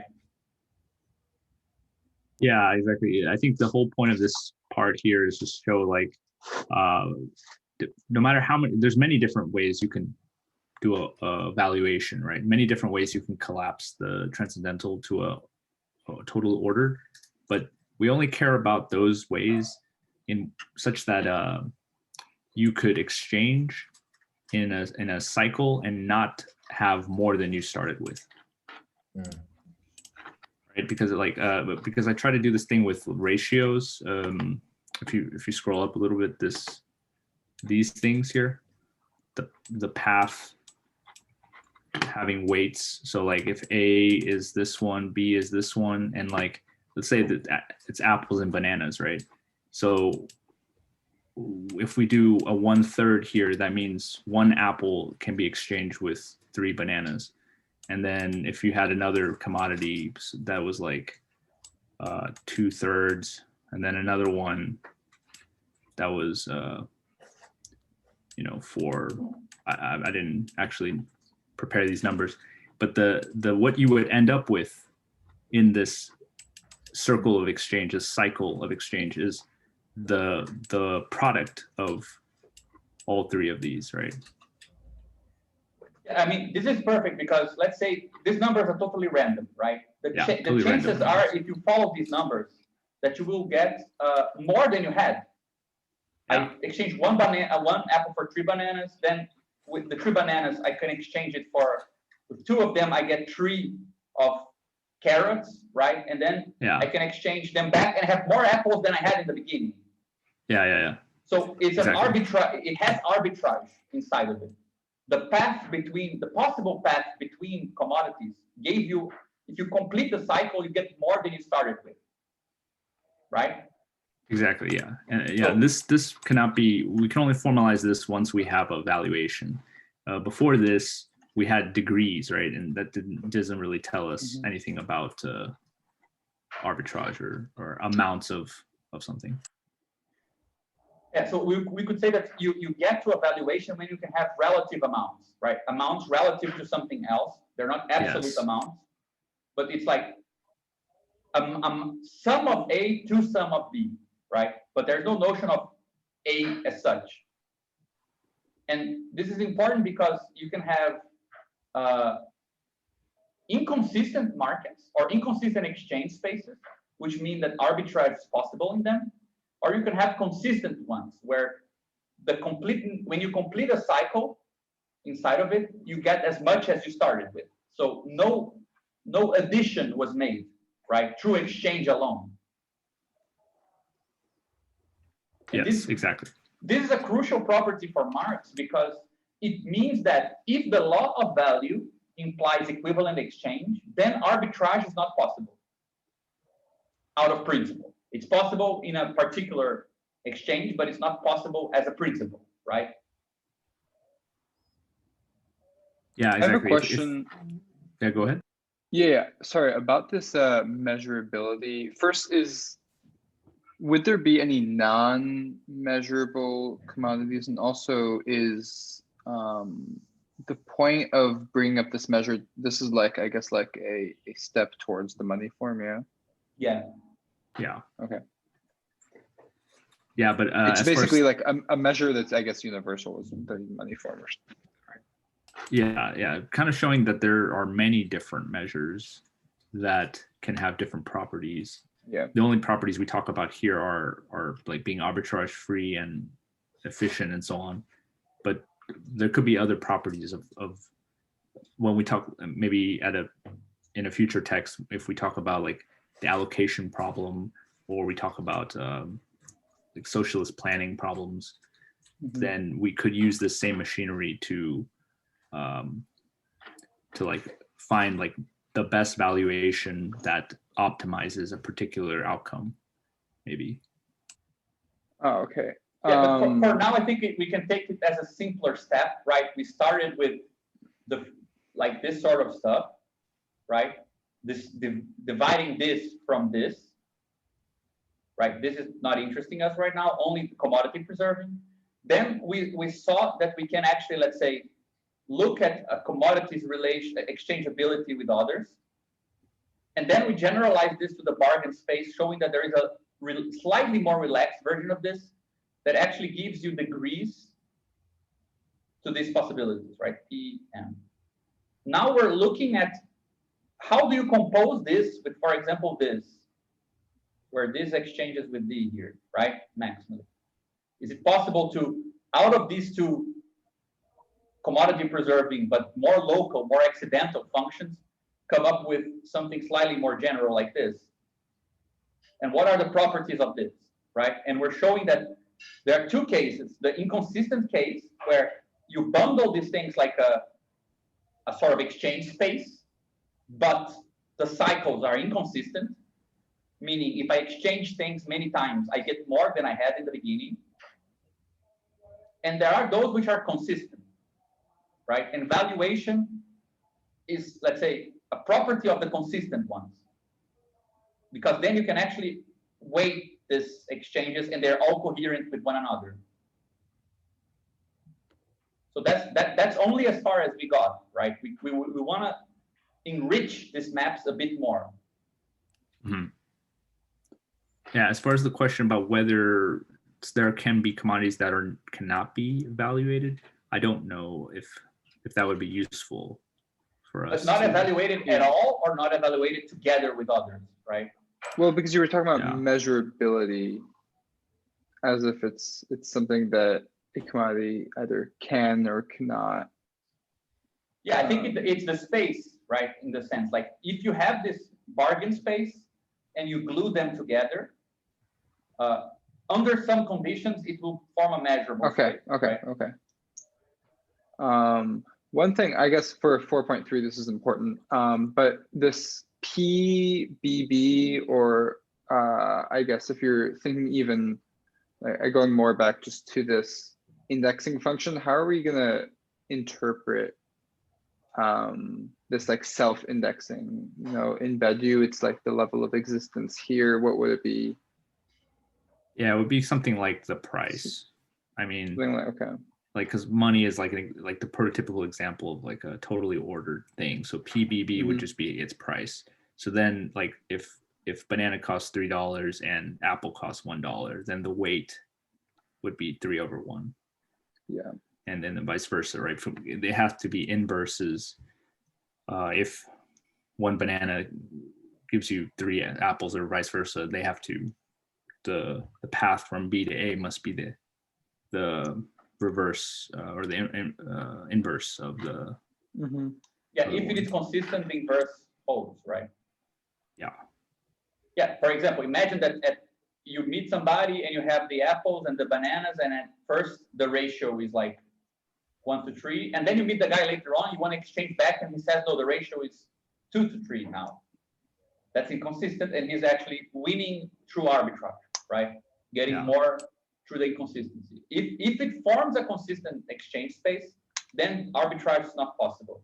And this is important because once we get to capital, this is the classic question that Marx poses. Like, how is valorization possible if exchanges are arbitrage free? How can we get more money out of investing in commodities if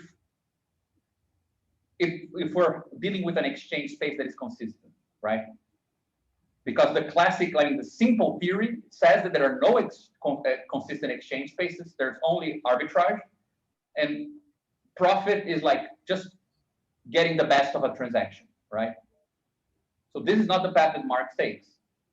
He wants to first define a consistent exchange space because he needs the consistency later on for many aspects of the theory, and then show that even if you have consistent exchange spaces, you can still find ways to make money create more money, right?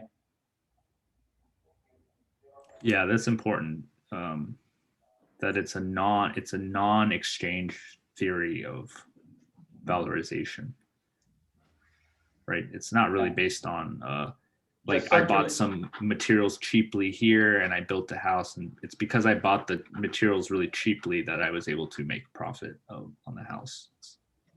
It's not like that, Yeah, I mean, that nothing prevents this from being a particular case, but Marx's criticism is that if you generalize this to society as a whole, everyone profits, everyone puts more, like, ask for more money than things are worth. That's how we profit. Well, if this is generalized, profit would cancel itself out because I profited from your exchange, but when I use my money to buy something else, then something else would also be priced above its value, and then the profit would be emptied out, right? Everything would cancel itself out. So it's not a general explanation. It's only a local one for particular cases, right? Yeah. So now we arrive at the part where we actually, let's say, catch up with Marx, right? Because we start defining, as we said, things like we start looking at a sort of asymmetry. So to recapitulate, we have this. Then we define a sort of bargain space. Then we define that these bargain spaces can be composed together. And now we want to kind of fixate, they can be consistently composed together in some cases. And then we want to start fixating one commodity and looking at how this whole stuff appears, right? What happens when you use one particular commodity to see how every other commodity appears with regards to itself, right? So imagine that once you already have a consistent exchange space, so you have A, B, C, D, you now get an exchange function and you only change the second term. You always keep the first one fixed, right?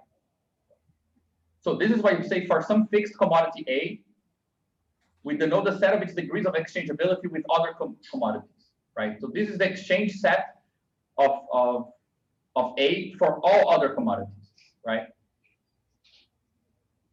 Here, this is what I wrote there.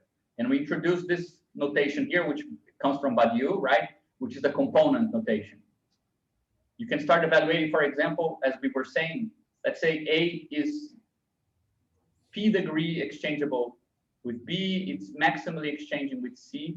So you can see like the A-ness of B, it's P, right? Meaning there's the P amount of P of the quality A in B. Let's say I have, right, a pack of cigarettes and you're trying to sell me like something else. I say, yeah, like I can see my cigarettes in what you have, but not all of them. Like I don't see my whole pack of cigarettes in your commodity, right? Yeah, there could be parts of B under which A obtains maximally. but maybe B as a whole doesn't obtain it. Like, yeah, this is part of the whole slicing the exchange versus completing the exchange, right? Yeah. Because you could say like, I don't think it's fair for me to give you all of B for A, but I'll give you part of B for A. This makes sense. Like, this is nice because it introduces a predicate structure for commodity exchange, right? The moment that we constrained our exploration of the consistent exchange space in this way, so we're not looking at just weights in general, right? For all the possible paths here, we're looking at all only like this, right? Actually, it's the inverse, right? No, at this point is this. So we're looking at how much of A do we see in B? How much of A do we see in C? How much of A do we see in D? So it's like A becomes a property of these things. And you can say the same way that you would say something is more blue than something else, right? I see a lot of blue in the sky, but I see less blue in, I don't know, this other thing. You're comparing the blueness, right? So we're showing that from the commodity perspective, there is something like a property analysis, like a predicate analysis, which is when you fixate a commodity and you ask, okay, how much of that commodity do you see in another, right? In terms of value. So you can see value as a commodity property, right? What we're calling A-ness, for example, which is the commodityness of another commodity. I'm seeing the value of B in terms of how much A I can see in B.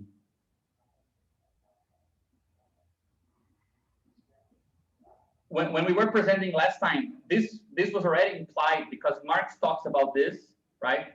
And he says that these are not symmetric parts, that this is actually the same as saying, let's say, A is B, right? With the value of this being expressed in the body of this, right? The value of A is this concrete commodity in front of me. That idea is captured in this formalism here, because the value of B, right, is like B appears as some amount or some intensity of A. But since we generalize this not only for maximal cases of equivalence, but for our partially ordered structure, though we're starting not to make it so partial, you can actually talk about degrees of that commodity, right? Again, Sorry, I was gonna say that we're generalizing the Marx thing because he says, A is B, and we're saying, well, we can actually evaluate the truth of that statement. A is B to the p degree. So sometimes A is B is kind of not that true, but still a piece of information in the a relevant thing. Yeah. Exactly. But now, like from the perspective we're in, where we don't have money yet, the predicate approach to value seems like it's weak. Like, what's the point of looking at a commodity and seeing it in terms of, its hue of another commodity? But once you have the money commodity, this becomes very interesting. And once you have capital, it becomes more interesting even, because that sort of projection of a commodity inside of another gives you, for example, the idea of looking at a commodity and thinking of it as a profitable commodity, right? How much K-ness, K is capital, how much capitalness does it have, right? So for a phenomenology, which is what we're trying to do, this is very useful because there are perspectives which are not the simple circulation one, the perspective of capitalists, right? When they see a commodity, they're not simply seeing how much of the money I have is expressed in them, but they're saying how much of the money I don't have is expressed in them, right? How profitable they are. So this predicate approach is actually very useful in the long run. And also here, I think it's it's good to also remember that this value P is both quantitative and qualitative, yeah, because it gets quality from the intersection that it has, because it shows all the relations between objects and sub-objects and all the web of everything. So this value P will give you like the intersection of their similarity, basically.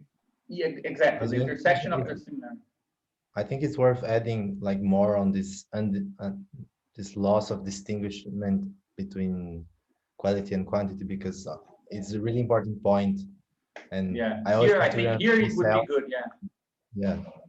I always have to I agree. myself that I don't know. I like when you say A, we're not sure if we don't have the information 3, 1, 2, 3 A's here. So I mean, for example, let's say that A is a pack of cigarettes, right? And you look at B and you see the cigarette packageness in B.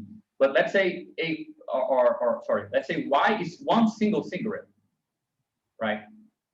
It will look differently. So we're not quantifying like the amount of cigarettes, right? So A is a commodity if it's like 12 cigarettes, and Y is a commodity if it's 10 cigarettes. They're totally different, right? So the quantities are not extrinsic. So yeah, it's like what you said, Brandon. But I agree. Perhaps this is a good point, that this predicate approach is a mix of quantity and quality. We should say this. Yeah, one thing for the quantity, earlier when we defined the hiding algebra, we defined the notion of chains, right? Chains are basically degrees which are part of the algebra that are totally ordered. So like there might be things that are not, like these are two different chains, but they, if you wanted to compare this one to this one, you could not do that. But if you stay on the chain, then you could compare them. So we could say that comparing, if you want to use the one cigarette to the pack of cigarettes, we could say that it's impossible to gain any useful information from like one cigarette to a pack and an apple to a pack of cigarettes. The degree of exchangeability, one would go here and this one would go here, perhaps, right? But we could say that 2 cigarettes is a little more exchangeable than 1 cigarette. So therefore the 2 cigarettes would go here. And so we can use the concept of chains to account for quantitative comparison, maybe. I mean, they give relative quantity, right? Yeah, exactly. Yeah, relative. I mean, if we went a bit slower in the bargain space and the measure space, what would appear is that when I said something like this, right, and you glue this with this, like the path of making these things actually consistent is actually slower, because, for example, you might glue this, you have like a certain set of exchanges here that they are comparable and these are comparable, but they're not all comparable, right?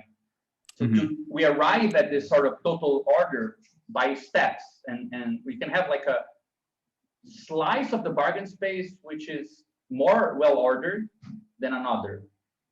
And this is useful because, again, we want to arrive at quantities after the total ordering, not as what guarantees the ordering, right?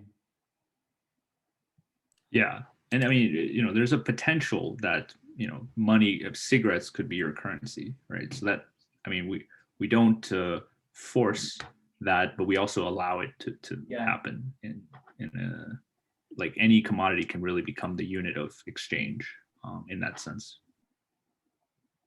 And I like this because, from this perspective, for example, what is the exchangeability? How do you compare like 10,000 million pounds of gold to a cigarette? Like, how different is that exchangeability from 10,000 million pounds to an apple? Like, quantities can actually become quality and make exchanges very hard to measure. Like, if quantity is assumed from the beginning, it seems like it's obvious what the rates are. Like you can just divide and some, well, if one apple is exchanged for like a gram of like a very small amount of gold, then I already know how many apples are exchanged for a large amount of gold. But there are situations where large amounts is actually a qualitative difference, right? I can actually evaluate, I can see, let's say, the exchange rates of very small amounts of gold and apples. But if I had like a castle made of gold and an apple, it's not simply a quantitative change in the side of the gold amount. It might be a qualitative one, right? Again, at the accidental level, before you have money, before you have a more consistent structure. So it's good to see that being able to treat amounts as qualities as well, as different commodities, allows you to at least kind of have those cases, you know, where you can have such vast amounts that you simply make things incomparable.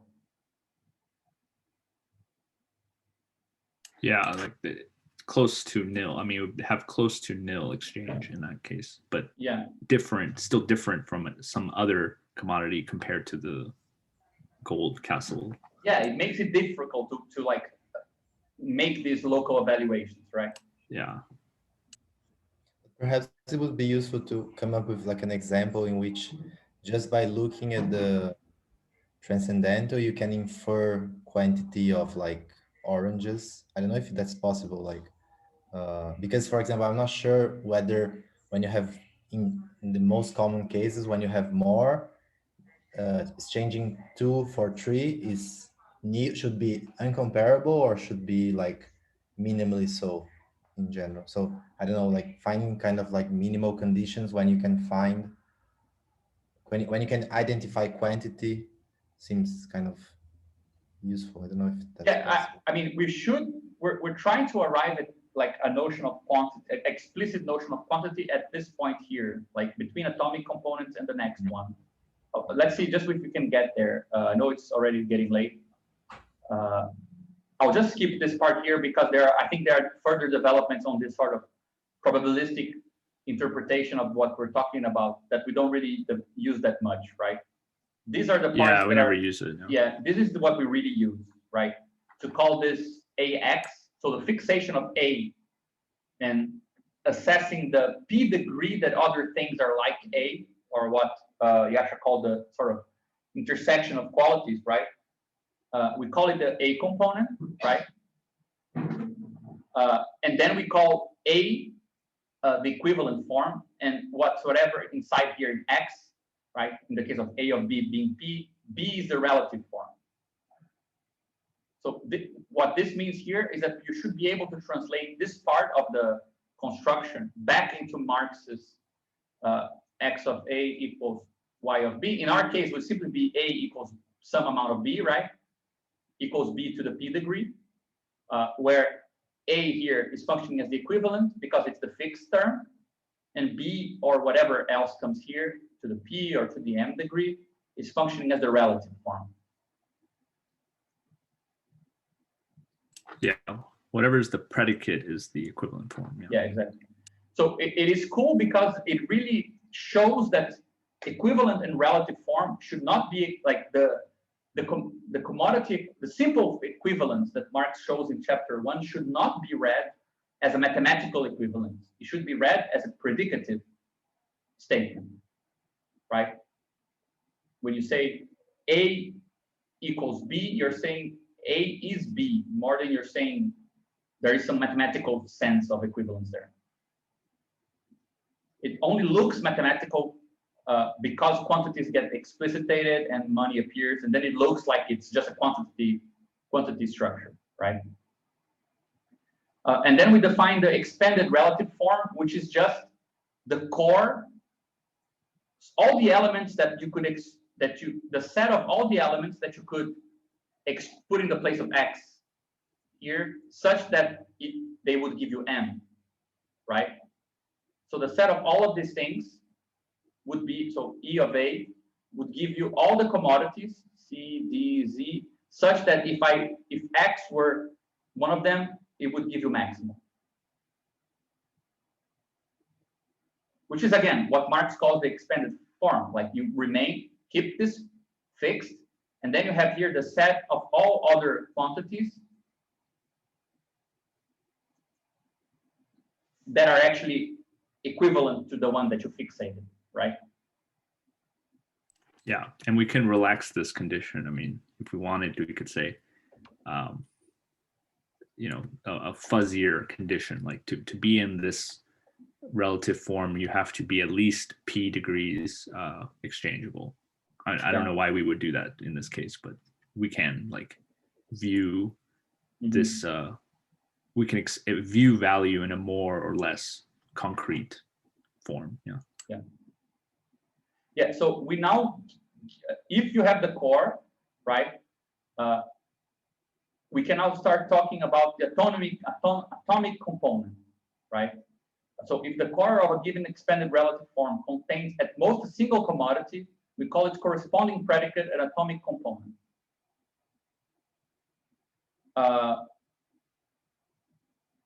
So how is this constraining the? So if we had this, right?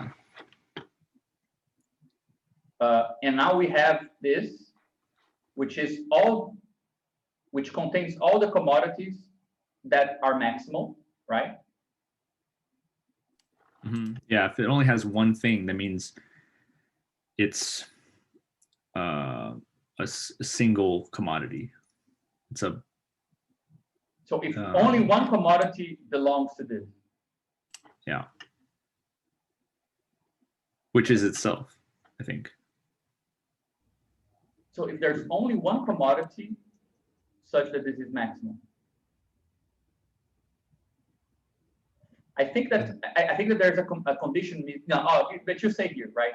That it's actually this makes sense. There could be many things here, but they are treated as indistinguishable. Yeah. Okay, that's the crucial part, right? If you have X belonging to EA and Y belonging to EA, such that you cannot, both of them are equivalent, you say that A is an atomic component, right? Like this. Yeah, because we could potentially have commodity bundles. Like if you want to think of a non-atomic thing, it would be a commodity bundle, in which case its exchangeable set would have many things in it that could still be distinguished because they could be divided, right? You could decompose that bundle into other things with stuff in them and with exchangeables. But with the atomic, you've kind of defined a minimum level where you cannot cut it any further and still make it exchangeable. Yeah, that's the I'm sure it's clear in this though.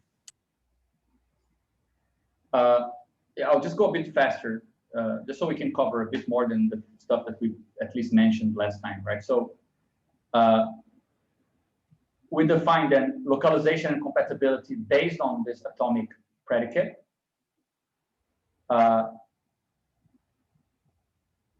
And this is the crucial part, which is that localization of an atom on a degree yields another atom.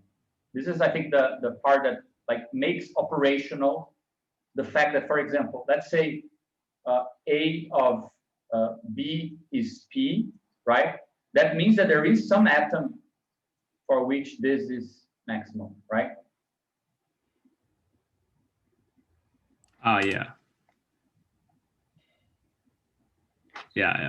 It's kind of translating the completing and slicing the exchange. It's translating that into the predicates. So we can find another predicate that would match it completely if it's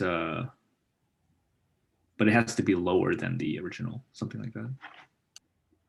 Yeah, in either case, like just to conclude this section, we then translate all the accidental form, the relative form, the expanded form. We show that they are all kind of equivalent to the formalisms we're proposing, right?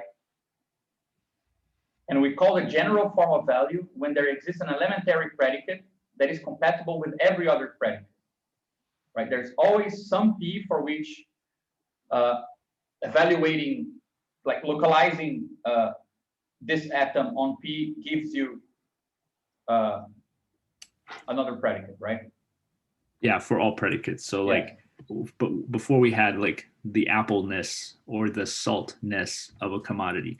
So now we're saying there's this one predicate under which saltness and appleness are just derived. Let's say you can derive saltness from this other predicate. Yeah. So for example, imagine you could see, right, like this, the saltness of D and the saltness of X, and you could see the appleness of Y and the appleness of Z, right?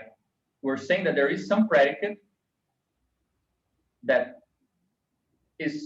can see both of them and therefore can translate all of the other commodities also in their terms, right? Yeah. Yeah, like G must be able to have all the information that S and A would have. If it was restricted, right? If G was restricted to just let's say the codomain of S, then it would evaluate exactly like S would, something like that. Yeah. So I mean, this is crucial because if there is such a general form of value, then there is a commodity in the commodity space which is able to be the predicate for every other commodity, right?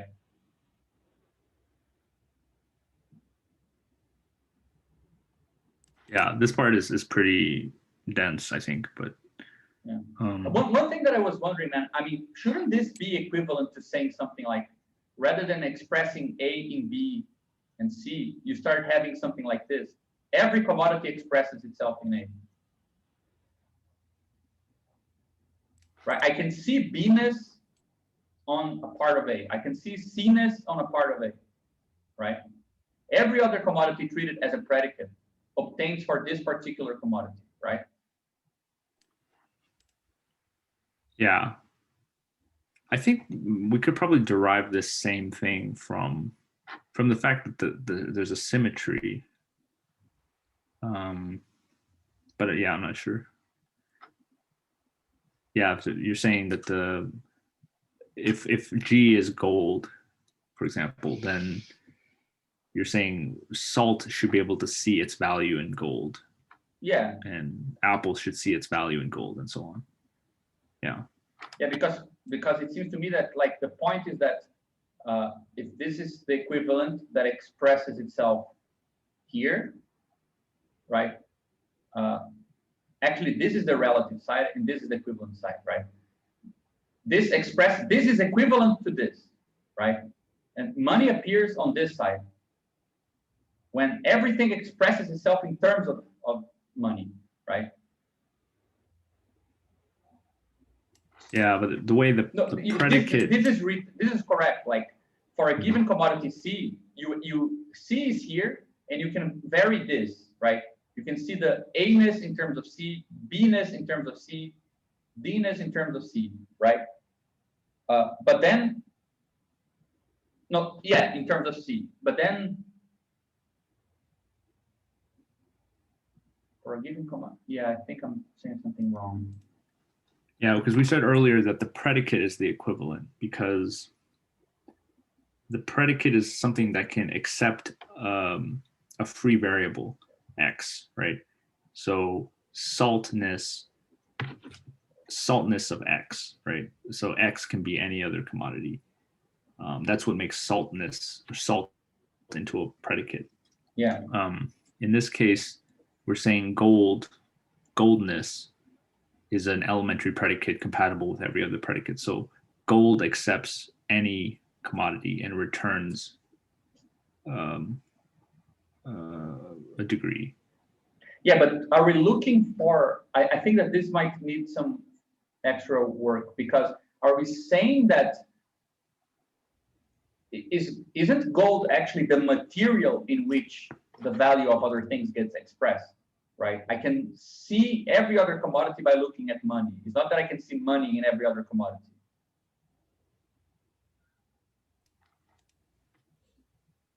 I can see money in every other commodity. right? I'm not or trying I can to, see things in money. Yeah, I'm not trying to find out what's the value of money, and then I'm looking at A and knowing it's like P money like. Right? I'm actually trying to find out the value of A, and I'm looking at money, and it's P amount of money, because this has a quantitative interpretation. Yeah, actually we have, I think we talked about this at a different time, that we actually have many different predicates, one for each quantity of money. So there's G, there's not a single G, but rather a family, which we get to later on. But there's but this is the point. Like this is the $5, you know. This is what makes money special as a predicate, right? Like when I express some commodity in terms of commodity A, right, and I see the P in the A is C to the P degree, right? Changes in A are qualitative. It just becomes B, right? If I change it to make it maximal, it's just changing it to another commodity, right? Qualitatively different. But when I see C in terms of money, and it's equal to the P degree, a change to another money commodity is actually purely a quantitative change because of the homeomeric, the whole money resolution issue, right? So we need money to appear on this side, not on this side. Yeah, but where's the predicate here? Where's the predicate? Where's the, so yeah, I don't know. Yeah, what gets interpreted is the P degree that becomes a quantity, right? It becomes a quantity when the P degree of the commodity is interpreted as an amount of money. Then it becomes a quantity of money for that commodity. Yeah, I see. So you're saying there's a set of X, there's a set of things where if you were to plug anything from that set into any predicate, you would get the same set of degrees. Yeah. Something like that.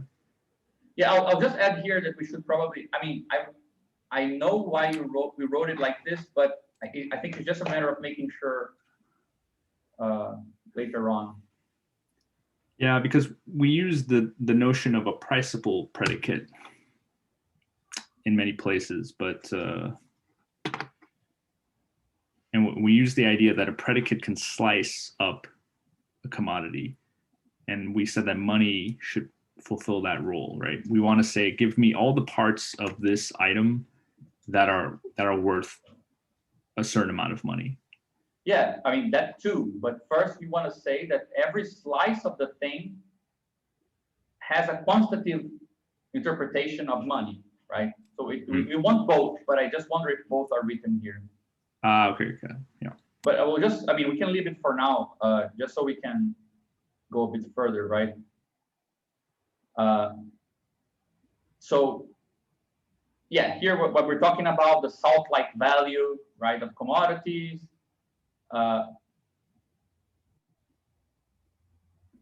So we can, if this is true, right, we can organize this sort of construction. Yeah, this is the big picture of the whole thing. Like, because our transcendental basically allows us to define different maps from any commodity to that transcendental, right? Corresponding to all the predicates. So if we think of a predicate as something which takes a commodity to the transcendental, then we can find certain predicates corresponding to the sub-objects of every commodity, the sub-commodities, let's say. Mm-hmm. And they have to obey this diagram, which is the primary diagram of the topos. So we're saying in this path, the bottom arrow says, give me the maximum of the maximum amount of truth, right? Of truth value here. And then the top arrow says, find all of the parts of C which satisfy this predicate, XXA, the characteristic map. So this gives us, pretty much, it gives us like the power set, the ability to give a power set of a commodity but in terms of other commodities, right? Before we said, okay, C is a set of things, but it's not really closed under all operations because you can take a slice of a commodity, like half a cow, and it's no longer a cow. Okay, yeah, it's still beef, but you can find some commodity where if you take a slice of it, it no longer remains a commodity, right? But this square regulates what slices you could take of C that remain a commodity, right? Only if it satisfies this square can you take a slice of C. And we call this C of A because it's the A-ness of C extracted out of C. So to be like simpler, like if you have a commodity C, right, and you have a commodity A, you can come up with some version of C which will obtain this maximally, right? Yeah, exactly. And this is the, let's say, the slicing of it that is allowed, right? Yeah.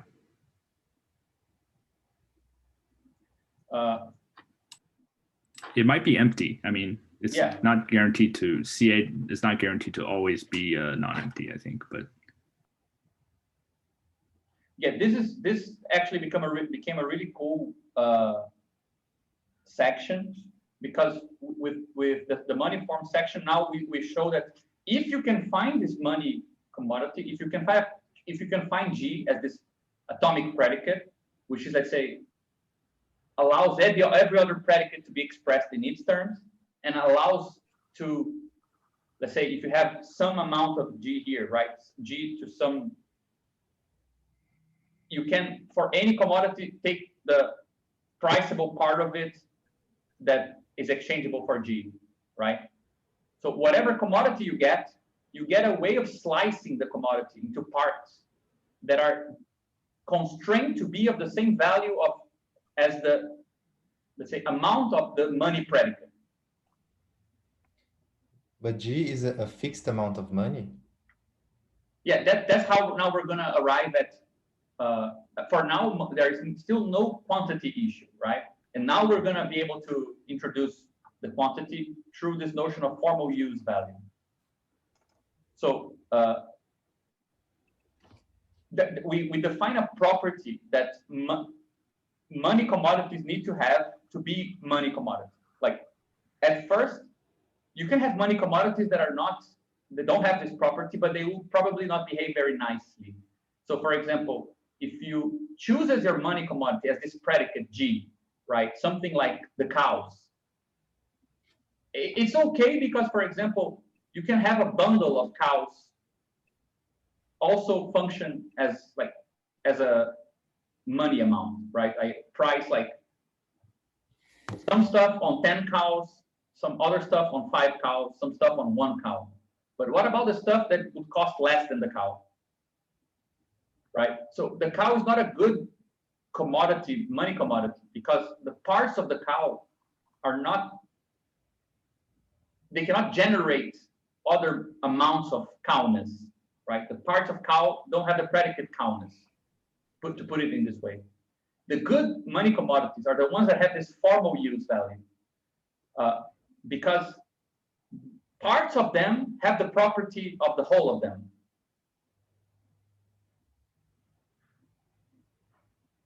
So that's why we say that cows, pianos, and essays are bad money commodities, but for example, salt, numbers, or gold are good money commodities, because a bunch of salt has the property salt. Half of that amount also has the property salt. 1 grain of salt also has the property salt, right? Gold is like that. Like gold, it's the sort of that we call it a formal use value, because one of the properties of its use set, right? So the use set of this particular commodity, we're calling it M, the money commodity. One of the properties of this commodity is what I recently learned to be called homeomeric, which means that if this is a money commodity, half of it also has the same property.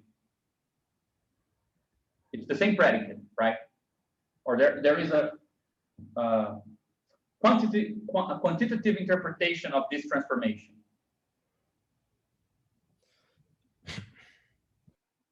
Because this is a sort of homogeneity principle.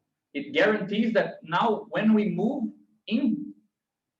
through the use set alone of this commodity, and we take parts of it, we're preserving the whole structure because the predicate preserves itself, right? So the predicate, like a lot of gold,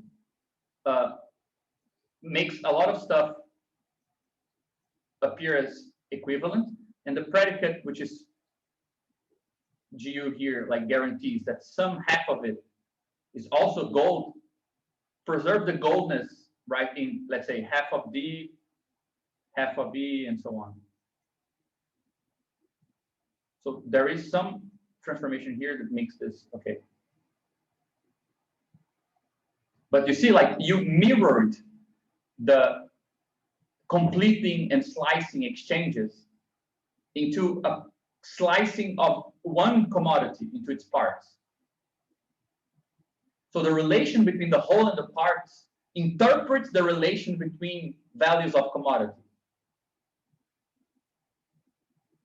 So it's kind of like a mereological deduction of quantities of value. This mereology, what I get confused is whether this notion of part is in some sense like ontological. It's appealing to some,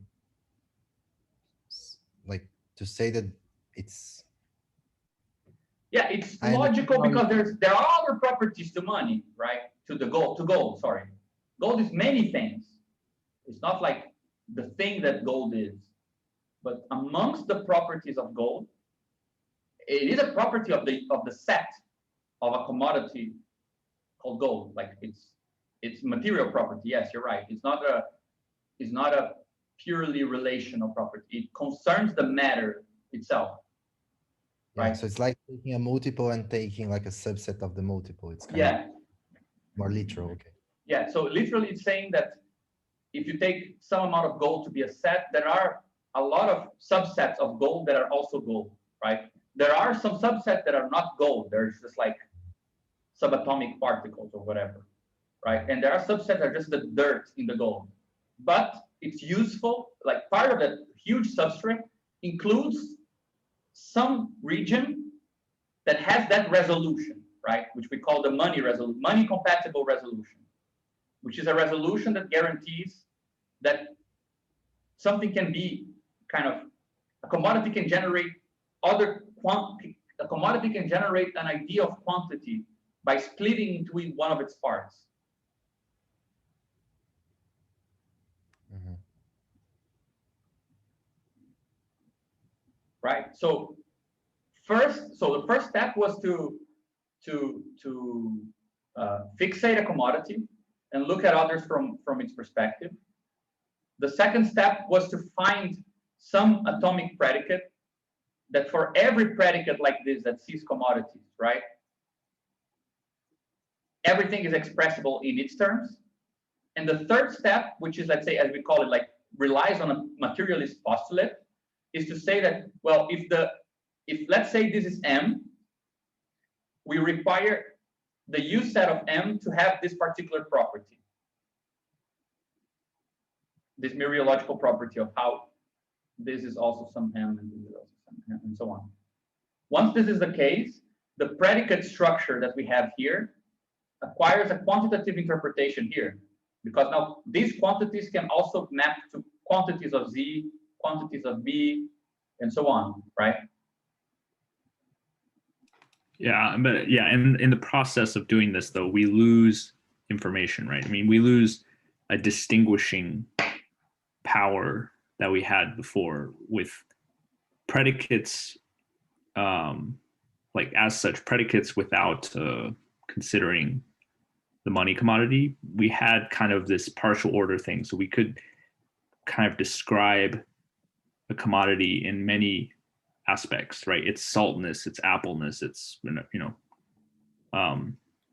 these are all different properties we could use to describe another commodity. But now, when we move to this money commodity, we kind of just have quantities as predicates, which is it is a loss of distinction, I think. Yeah, but this is the point, right? Since we're trying to give an localized interpretation to value, we are looking for a less distinguishing predicate. We're not looking for a more distinguishing, right?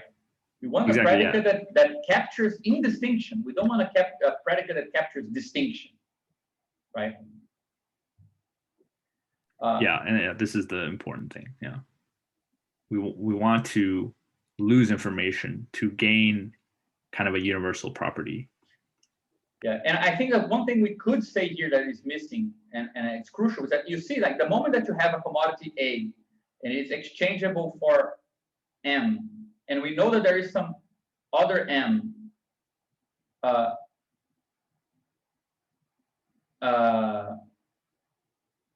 you can sorry, what happened here? Okay, that you can arrive from M itself through these partitions. You can now have a quantitative interpretation of this change, of this slice, right?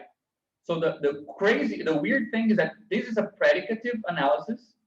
This is a mereological one that introduces quantity from money first.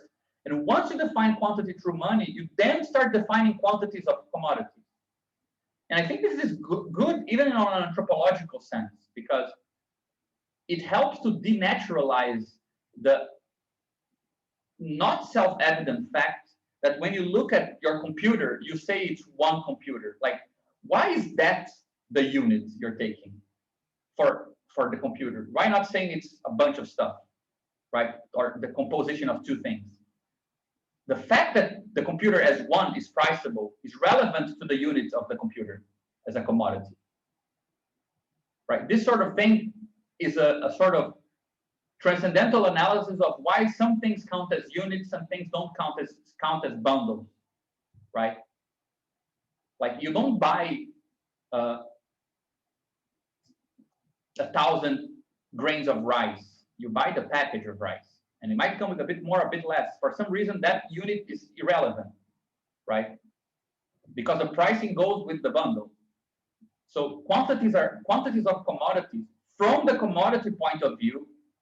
Again, not the point of view of other contexts, but from that particular point of view, their quantities are actually much more determined by the money structure than it seems. Like, you can actually derive some notion of immanent quantity by starting with the money commodity and its particular properties that give its predicate a sort of quantified predicate, and then look at commodities from that possibility. Now you have a ruler that only changes in terms of quantity while keeping quality stable.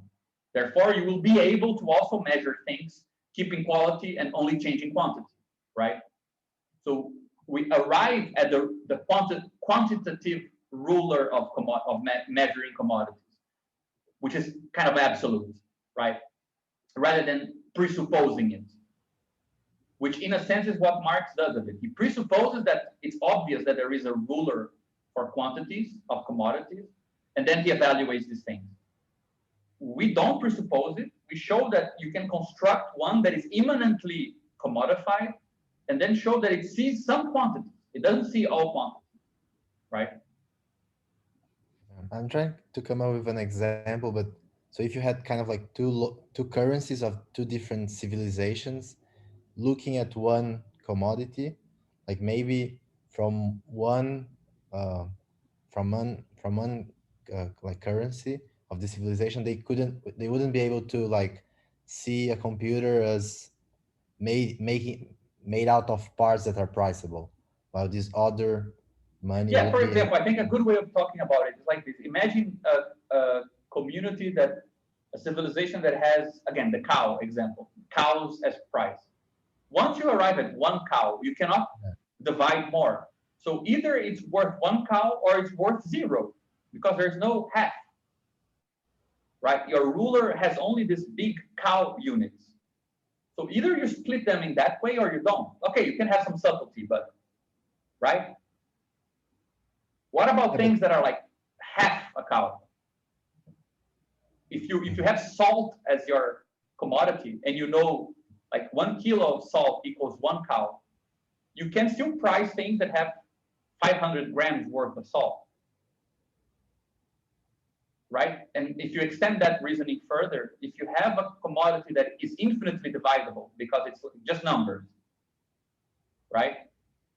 Or if it's for some reason it's absolutely dividable into its parts, you could have its base unit agree with some very, very small quantity, and you could price everything above it, right? Mm-hmm. Like one thing I think it's useful to distinguish is the value. Like you showed me that book on the temperature, the studies of temperature, and they divide between thermoscopes and thermometers, right? There is the actual metric, and there is the scoping, like the evaluation, but which is relative and local, right? Mm-hmm. I think we moved from the value scope, meaning you can assess locally some transformations, right? Less and more and so on, to a base unit where you can actually have a metric, because now you have like something that is steady metric, which can compare parts of it to itself. So you have an internal analysis of relations that you can compare with the other thing. Whereas when you have commodities that don't have that property of being internally relatable in a rich way, you can only have this sort of accidental relative comparisons with other things.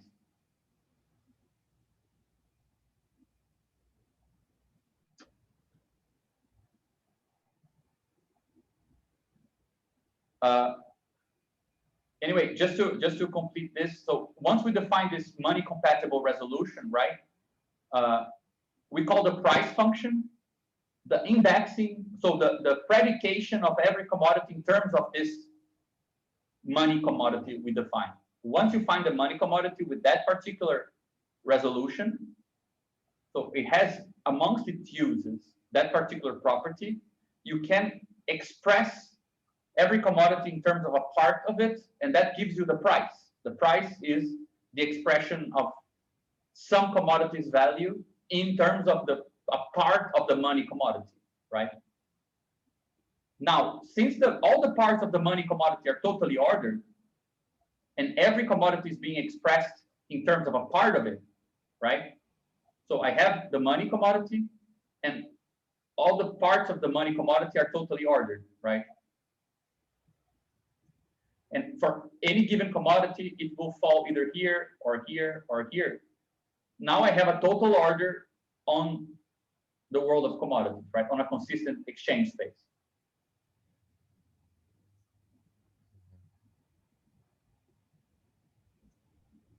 Which is this 7.4, right?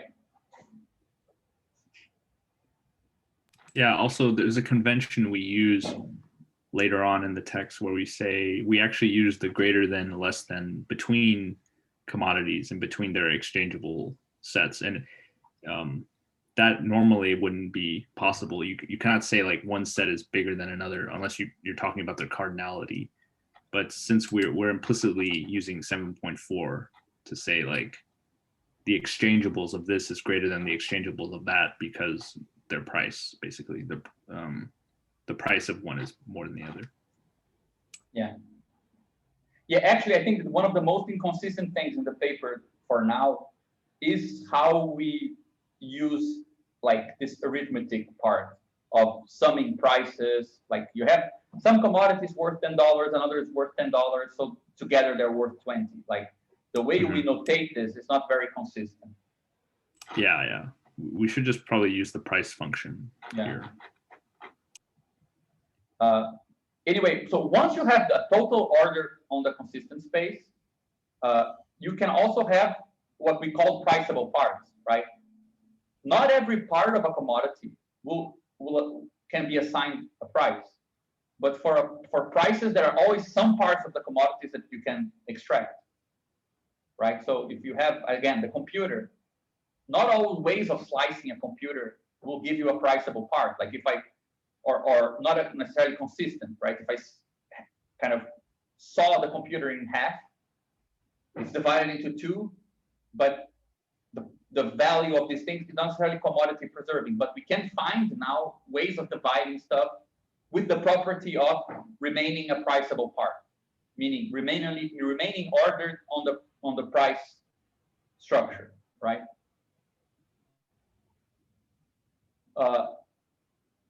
And then we show this, which I think is very important, which is that the money commodity guarantees a universal exposition of the exchange relation, right? Meaning, to simplify a bit, if you have a commodity and you have another commodity and you have a money commodity, if these things are exchangeable, they are exchangeable for some money amount. And you can all, let's say you change it here, right? If this is not exchangeable, there is some other amount of money that makes this exchangeable, right? That sees the value of their equivalents. Yeah, it's universal in the sense, that we can always find a money commodity that facilitates an exchange if the exchange is possible. Yeah. So for any two here where this is equal, there is some amount of money here that is exchangeable for both of them, right? Yeah. Note that this basically is not they have the for, same price. Yeah. See, that is not the case for any commodity you put here, because this is not the case for this property is not guaranteed for any commodity. As I was saying, like as we said, like a civilization where you don't have a money resolution, adequate money resolution in your money commodity. Say that you can see this exchange as one cow, right? But say now that you change this to a smaller commodities, and now you don't have half a cow to see it,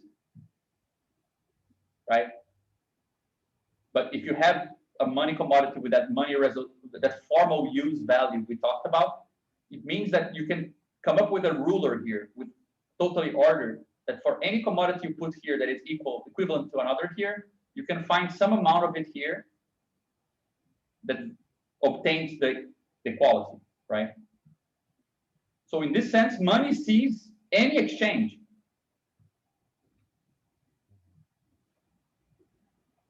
So the formal operation that does that, this takes a part of money in your formalism is a subset on the use value. Yeah, I think we defined it here, right? When we say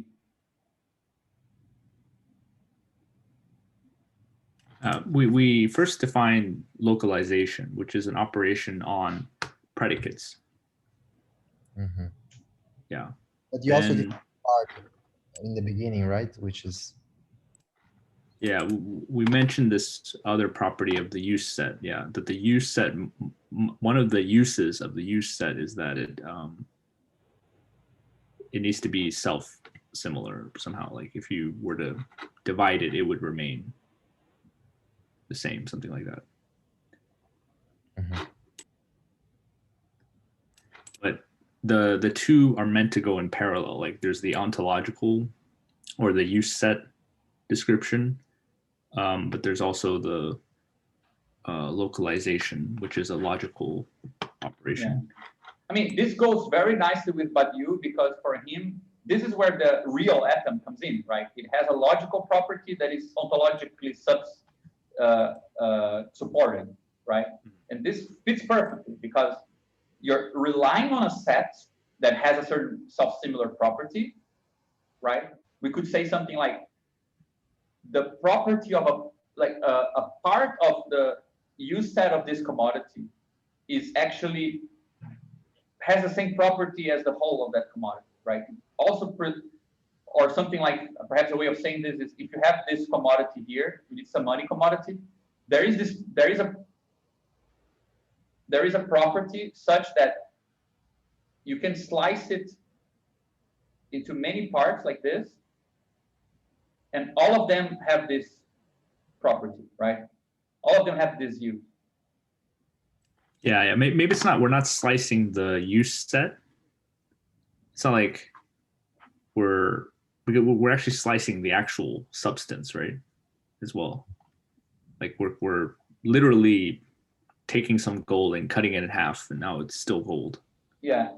So in that sense, it's like the use set doesn't change no matter what you So it might do be to it, right? a subset of the multiple with the condition that the use set is the same, maybe. Yeah, something like that. Yeah. Yeah, we could say that it's a money compatible resolution if it's a resolution that is preserved through decompositions. Yeah. Right, something like this. If you split the gold into parts, it remains having that same use, right? Or if you, like water, for example, it has some property, we recognize it, call it water. If you take a part of water, it's also water, right? Exactly, yeah. Or you can construct it by the bottom, maybe by bundling. There is something that you bundle up and you can. Yeah, like a bundle of salt, in fact, Yeah. right? Will preserve that so that the use set of one salt is actually included in the use set of the bundle of salt. Mhm. Yeah, but you start with like the atom, which would be like the minimal unit, and then you bundle this unit and you you get an order that can see everything. Yeah, I think that works too. But I mean, this is the only part I think that the use set comes into play in the level of exchange functions. Right? We're only talking about exchange, we're not talking about production, and this is the moment where the use set comes into play. Now, after this, it will only come into play in the production part. But we define this universal exposition, and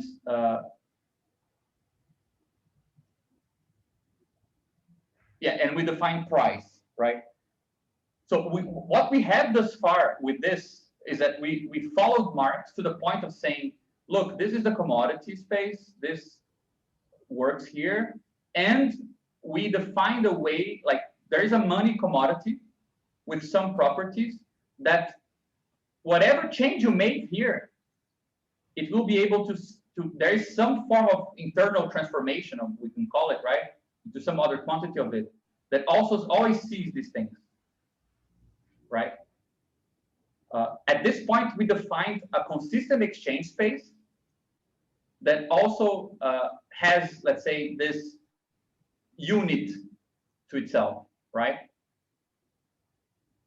And at this point, we stopped, and I think that perhaps we could also stop here because we now go to the transcendental structure. We say, how is this whole thing embedded with regards to other stuff, right? Other forms of other logical determinations, right?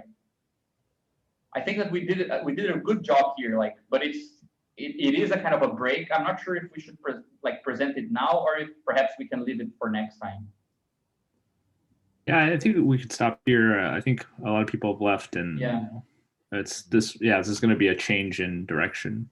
Yeah. If you don't mind, I do have a question on some more from Seven real quick. Sure.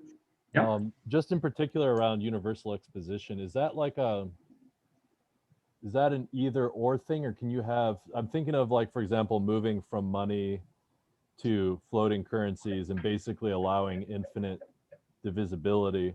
Can you talk about more or less universally exposing currencies, or is this like a kind of absolute binary transition? You're either universally exposed or you're not. There is the notion of a cone in category theory, right, where cones are basically like objects in the category that have, or they're actually morphisms, but they see some set of other morphisms, right? But I guess the point is that there can be better cones, and right, there can be degrees of cones. So there's this cone, and then this cone also sees the same thing as these objects, and then at some point you have a limit. The limit of all the cones is basically the object that is best suited to embody a certain property. So all other the history cones, of currencies is like better and better cones moving towards a limit of some kind of like. Yeah.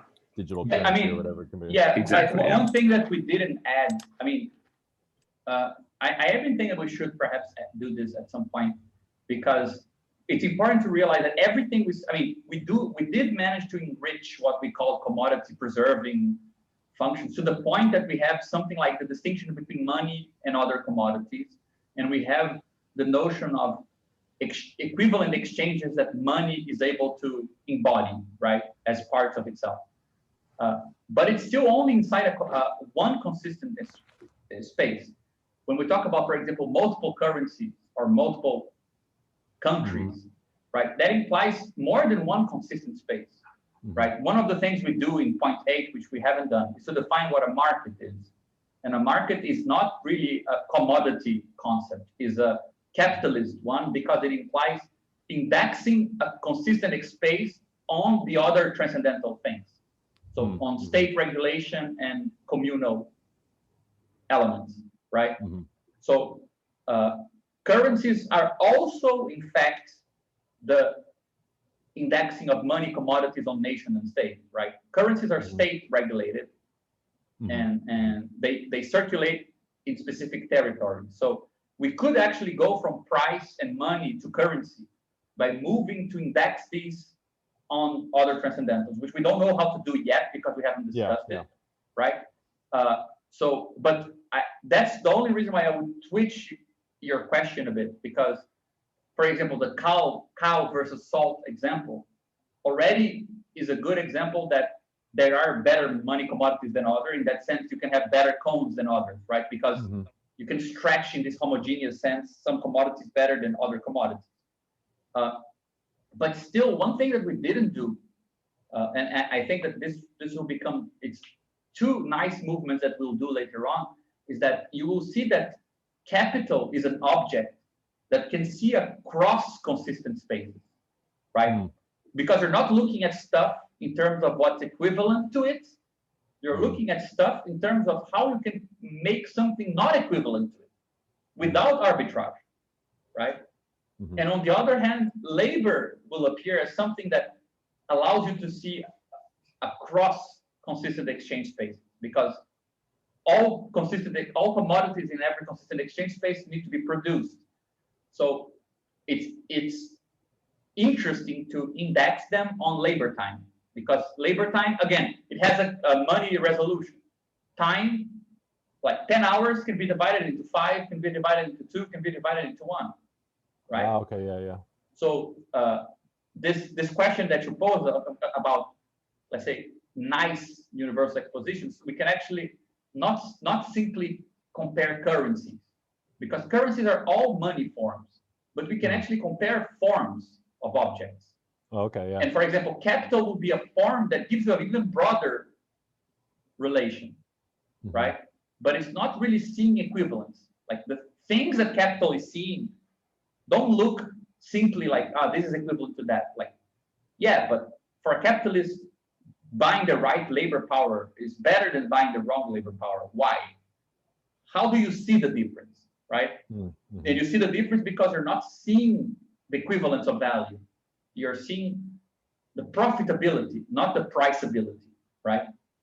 So this would be similar to what you're saying about bargain spaces, right? That even if capitalist bargain spaces don't have uses, we could find potentially liberatory uses in the same way, as opposed to the kind of like, oh, the money form as such is exploitative, we need a society without money.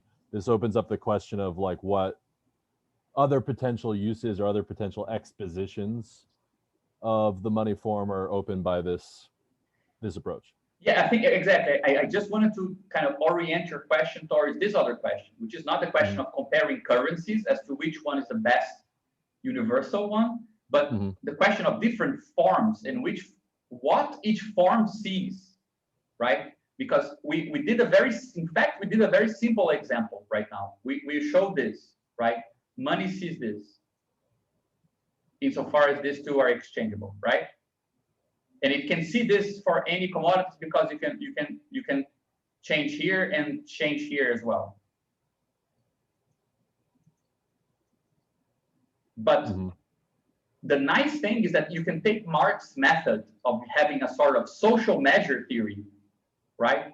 To inquire, like, what if I had like totally different object here? What, you can still have the structure, like this organizational form sees something and it sees something else which has some particular relation, right? And it might be more universal in terms of the information it captures than this. Mm-hmm. But this already gives us, let's say, the tools to ask the question of, the question you asked, where we're not simply comparing the better money form with the worst money form. Oh, let's substitute money for, you know, a computer that calculates this and calculates this better. So you can actually get a much more rich, interesting question, right? With this. Yeah. So yeah, the universality applies to the exchange relation, but maybe we don't only care about the exchange relation. We want a universal exposition of a different type of relation. Right? Yeah. For example, you can, so I mean, there's a lot to develop there, I think. Yeah, we haven't gone that far to talk about. Yeah, I think that, I mean, this, the part that we went, basically what we did thus far, like until 0.7, is to try the, like, it's really the sort of the more, the less dignified work of redescribing things that are, you know, look kind of trivial because they don't really go beyond what Marx already presents. We're actually at the end of chapter 1 at this point, if you compare. But it's crazy, but so much more material was needed to present chapter 1 as a particular case of a general theory of social metrics, right? That everything else we do from here on now is kind of, if this holds, it's resting on a stronger basis, you know? So it's easier to see that other things are possible, I think. Yeah, that makes sense. Yeah. So, but the really, really hardcore stuff starts from here, I think. Like I'm pretty. I mean, I hope that we can get some input also on, you know, some of the notation and stuff. But I have the impression that the total, like the bargain space thing,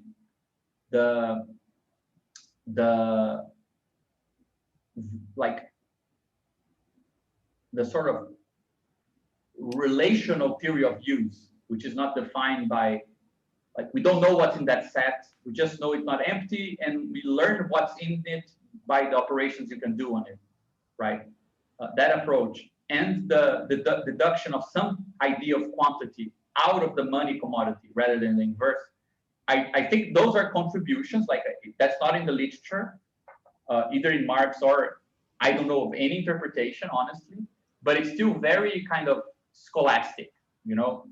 I think that the degrees of clarity that this helps to gain start appearing from section 8 onwards, like where we're able to, a lot of things I think become a bit more developed than in Capital. Yeah, and the predicative form, I think that's a contribution. Yeah, true. I mean, we should say that as well. Yeah. I mean, yeah, seeing value as like a system of predicates, that's, I mean, because normally you hear about value and it's you immediately jump to quantity as, okay, quantity is a value. This thing has more value than this thing. But we're starting a bit slower, and we're saying that like values actually can be a lot of predicates. And it's only with the advent of money that we've kind of collapsed all these predicates into a single family of them. I think that's I don't think, I haven't seen this anywhere else. Yeah, me neither. Yeah, but anyway, still we did, I mean, it's a nice place to stop because pretty much what we arrived at is, it's where Marx also, I mean, in a way it's not chapter 1, but Marx kind of, we already included stuff from chapters 2 and 3, like the relation between money and commodities and commodities, the sort of asymmetric things that he presents there. And he ends chapter 3 with that question, like, how can there be profit if there are only equivalent exchanges? And that's pretty much where we are right now, right? We define only equivalent exchanges, and we define money as seeing equivalent exchanges. So the idea that money can be exchanged for commodities that can become more money seems like a total paradox, right? And Marx rhetorically also presents it as a paradox. He says, look at this is crazy, how is it possible? And he starts chapter 4 with a long list of wrong answers to how it's possible, right? Before he introduces the role of labor and things like this. So we are also at the brink of that question, okay? But if this is the case, how is it possible that we have profit? And I really, really like the fact that our answer is actually totally scale dependent, because capital itself is already, let's say, an object that sees in a zoom out way, right? In a certain sense, like if you're seeing how things can become more valuable, you're already kind of seeing things across equivalent spaces, right? So in that little drawing like this, right? It's almost like if we define this, it's the space of all of this. Then we define this equivalent space here with a money commodity, right? Such that all of this holds. We'll see that if you have two of them, let's give this a particular quantity, and you have some other one that sees some other stuff with a different one, we'll see that K capital sees this, right? It sees this difference. And it has a name for this arrow here, which is valorization, right? And we're going to look for ways of composing the use sets of these things such that they come from here and they come out here. And M can become more M. But this is already a zoom out, right? We're looking beyond these spaces into this bigger space.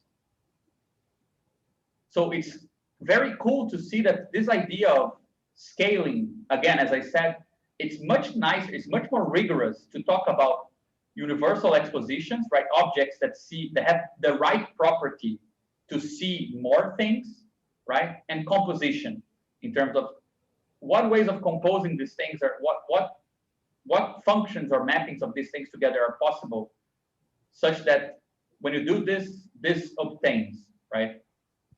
Satisfies this arrow here. So this is pretty much the next phase. Like what we did today is to say that this is possible, right? And to say that this is also possible.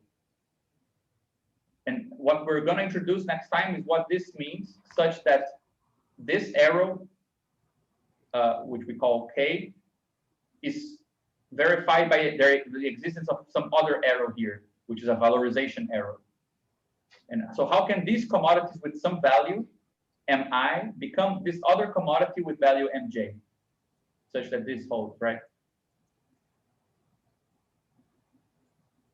So again, where it brings into play this scalar, zooming, resolution, composition. All these concepts are the key concepts, you know, for this description. Yeah, it's like previously, up until now, we've defined an I that can see equivalences. And then Marx poses the question: we need how can it see profit? So we need a stronger eye, right? We have to build a more powerful lens to view these other arrows. And you see, like, this is a very natural interpretation of what capital is, because let's say Mi equals Mj, right? So these two things, no valorization happens. So the profit is 0, right? But now say Mj is bigger than Mi for just a bit. So the valorization is just a bit, like a bit more, right? But if Mj is much bigger than Mi, then you can see another anticipated capital that becomes more capital here, right? And this differential of money is what we call capital. And we will see that industrial capital is precisely one that obtains this by finding an arrow from here to some commodity here by combining the use sets, right? You actually compose stuff together in specific ways such that this product is properly valued at MJ. It's not accidentally or arbitrarily, like you're being just a smartass and selling it for more expensive, for more than its value. You actually sell it at its equivalent value, and you buy things at their equivalent value. But what happens here turns this into this, right? That's the whole trick. And that's what we needed another 25 pages to get to. Yeah, it's really cool though. I think the second half is very innovative, and yeah, I'm hoping we have a long time to discuss it, at least. Yeah. Time. But I also hope that with the stuff that we spoke of, it's easier for you guys to follow it as well. I know I had a hard time debating it now. I imagine reading it without the debate might have been like totally hermetic. So it helped a lot, definitely.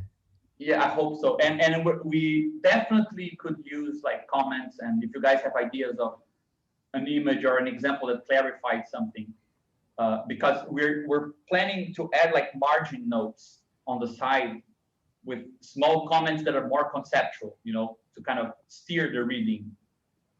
So besides correcting stuff that's wrong, like stuff that you guys think like, okay, this is the crucial point, like what Caron mentioned, right? This is also helpful, so we can add more conceptual notes on the side that kind of, here we're defining this is useful because of that. We're going to put this sort of things, And maybe following the logic of words way of exposing, like a formal way, a conceptual way. And then I would also add like a drawing and a couple of examples for. Yeah. No, we're for the proper like final version of this, it's probably going to be very watered down. That's my impression, at least. That if you were to publish this as is, it's just dramatic. So it's as like a book project or something like this, it would have to, perhaps every one of these propositions would almost be like half a chapter or a chapter with other ways of presenting, discussing the literature and things like this. But since we're still developing it, we're not even sure it makes sense. We don't want to like crowd it with justifications, because if the core theory doesn't hold, it's already not worth doing the rest. So that's also why it's a primer. It's not the full work, right? Yeah, this is meant to be like a test.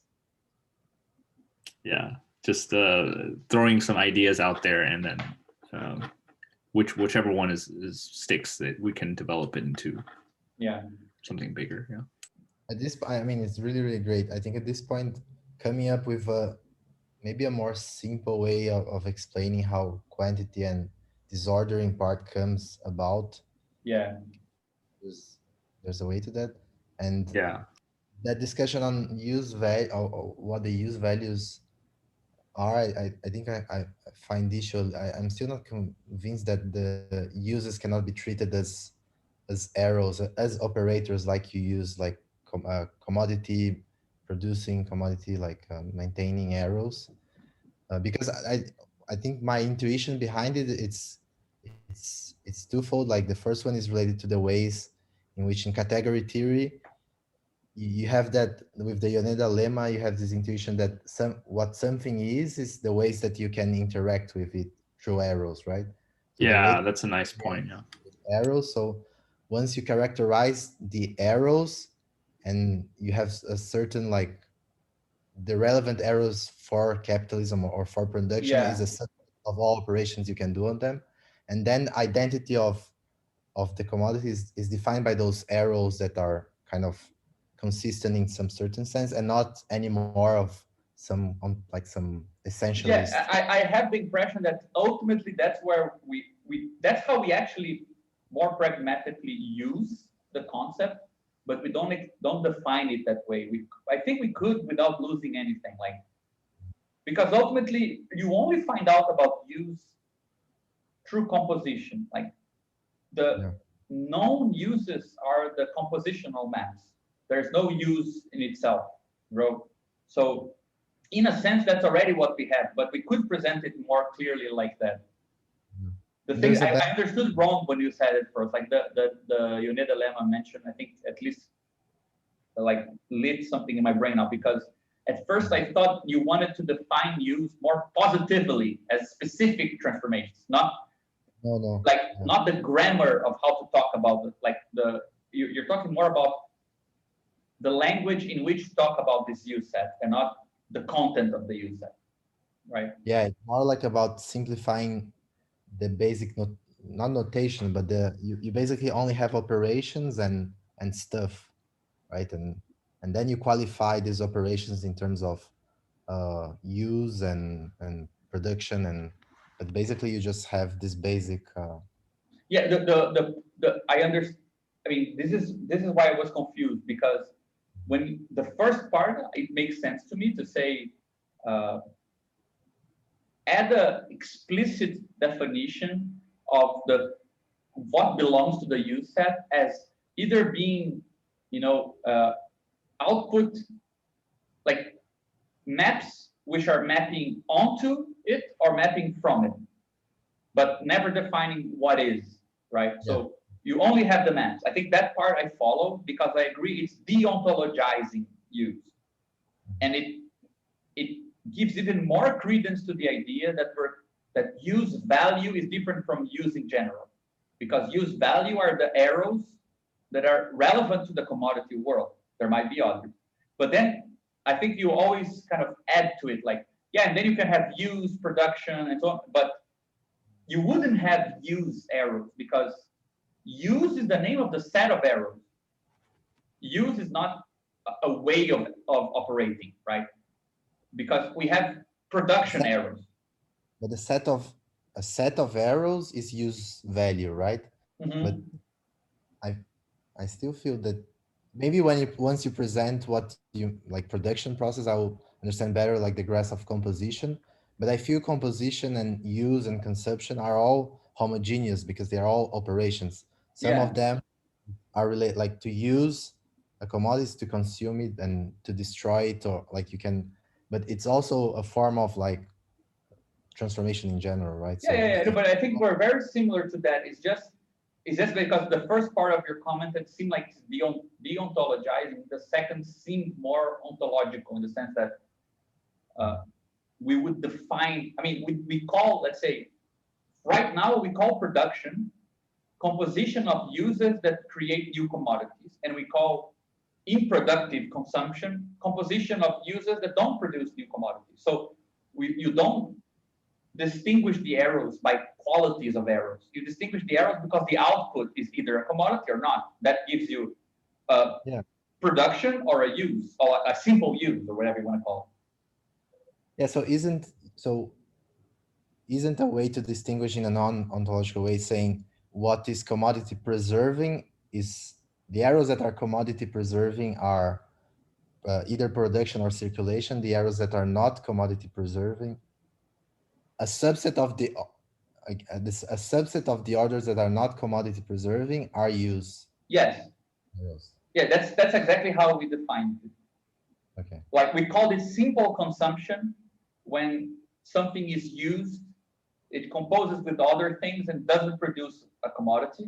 And we call it productive consumption when the composition with other things gives a commodity as the output. Yeah. But I think it goes in the direction you're saying, but I agree, we never did a revision of the beginning, the first definition of use, in light of all the employments of the concept that we did. So it's a simpler definition in the beginning than the way that we actually use it. Don't you feel like it then? Yeah, I mean, we could go very far with the use and and I think that, I mean, we could present it slightly different, and it's actually, I think that it's becoming a very, very crucial category, because we define something called the labor value point of view, which is the fact that you can treat every commodity, almost every commodity, as the output of a commodity producing operation. So almost every commodity, with the exception of fictive commodities, which are not the product of production, right? Capitalist production. every other commodity is the product of a production process. So there is a way of seeing every commodity from that perspective, right? But that's so what about like moments of turning something that's not yet commodified into a commodity? Does we have something we call layer conformance, which means when you conform an object to the property contract on layer B, right, layer of the state, that turns into a property that then becomes a commodity through that. That's what we call fictive commodity. Commodities that are forced into the commodity form, not produced as commodities. Oh, okay, got it. But we have that distinction. All this really can only come in once the other transcendentals are brought into play. Yeah, exactly. But then the reason why I'm saying this, that since the commodity, the labor point of view, so to speak, is a point of view that sees every commodity from production errors, right? Every commodity is the output of some production error, taking the fictive commodities out of the picture for a bit, right? There is a restriction on the use maps of labor, which is abstract labor, which sees the value of every commodity. There's a correlation between forms of labor and commodities, meaning that you can project all commodities back on labor, right? With some specific properties. It's not like a homogeneous thing. But the nice thing about it is that if we define use in this very loose sense, you can imagine some concept that is broader than labor power, broader than commodity producing labor and commodified labor, that might be able to see more than labor can see, right? So having the use set very loosely defined and knowing that using labor is always just some maps, not all maps. It's not what labor is. It's just something that it can do, right? You can leave open the space to define differently, like some non-commodity preserving composition that might also see things that are not commodity preserving, right? So, for example, once it's just like a glimpse at what we want to write as the second part of the text. This is the first text that goes only to simple reproduction, and the second text should be less about political economy and more about organization with the same formalism, right? And you can see how you could go from one to the other by simply making that sort of question. Like, imagine you're accepting as a structure compositional maps that are not commodity preserving, but have some structure in them, right? They're, let's say, social reproduction process or something like this. You should be able to also see from their perspective, things that didn't preserve the commodity form, like simple consumption, as I was talking about, right? Things like this. So you can start twitching with the formalism to get broader perspectives that also see more things. So it's cool to have the use defined in this intrinsic mapping way and not as a particular thing. Because if it's a particular thing, then that's what labor should be, right? Like, so I think that it will show itself to be useful later on as well. Well, I definitely think, like, I like that strategy, but after all of Renzo's questions, I do think some notes or maybe in these margins or stuff, something to kind of like just clarify the importance of that deontologizing strategy. Yeah, no, I definitely think that this paper today doesn't hold without some discussion. Like, it's meant to be, as Dennis was saying, it's meant to be just a primer of a bunch of ideas, but the final version could never be so condensed because it's almost like also, I feel like it's unfair with the good ideas, how quick they are presented as well. So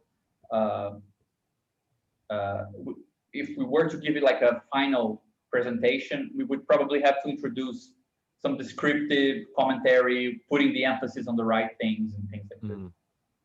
Yeah, I think it's kind of like fetishism, you know, like just like fetishism is important to a lot of kind of ideology critique emphasizing Marxists and whatnot. Labor theory of value and use value is just whether or not it's intelligently thought or kind of more dogmatically, it's such a sticking point in discourse right now that I think just kind of bracketing that point would be helpful. Yeah, no, I totally agree. And I think that we were also a bit unaware of how some things would be. I mean, the quantity quality thing we knew that was important, and we could be a bit clearer at points, but how the use sets could be important, we didn't know, I think, that much when we first defined it. We thought they wouldn't almost play any part in the text, and then they become very central later on, and we should definitely have perhaps added more clarity there,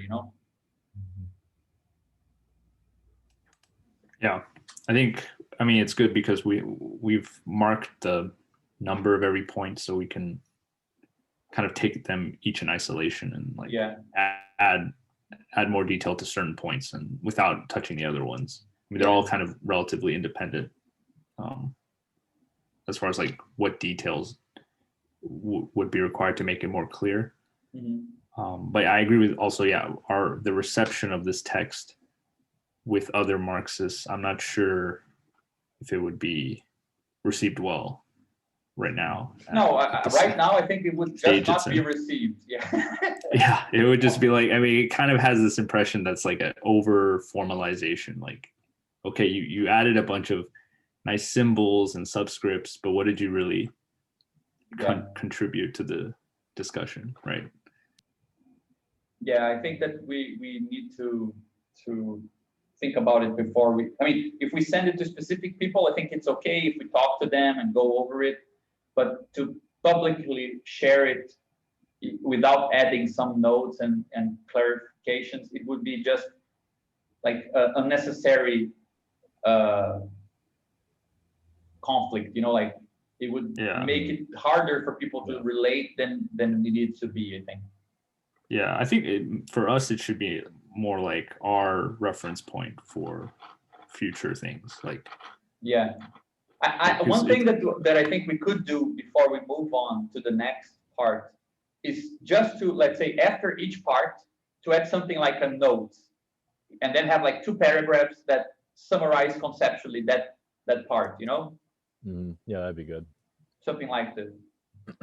It'd also be nice, I mean, maybe not in this since it's not as public facing, but it would be cool since there's been a number of things written to see some footnotes kind of linking, kind of like you mentioned that in one of Dennis's earlier essays, he already approached the fetishism question, like kind of seeing some of the interlinks with other documents that have been written. Yeah, I agree.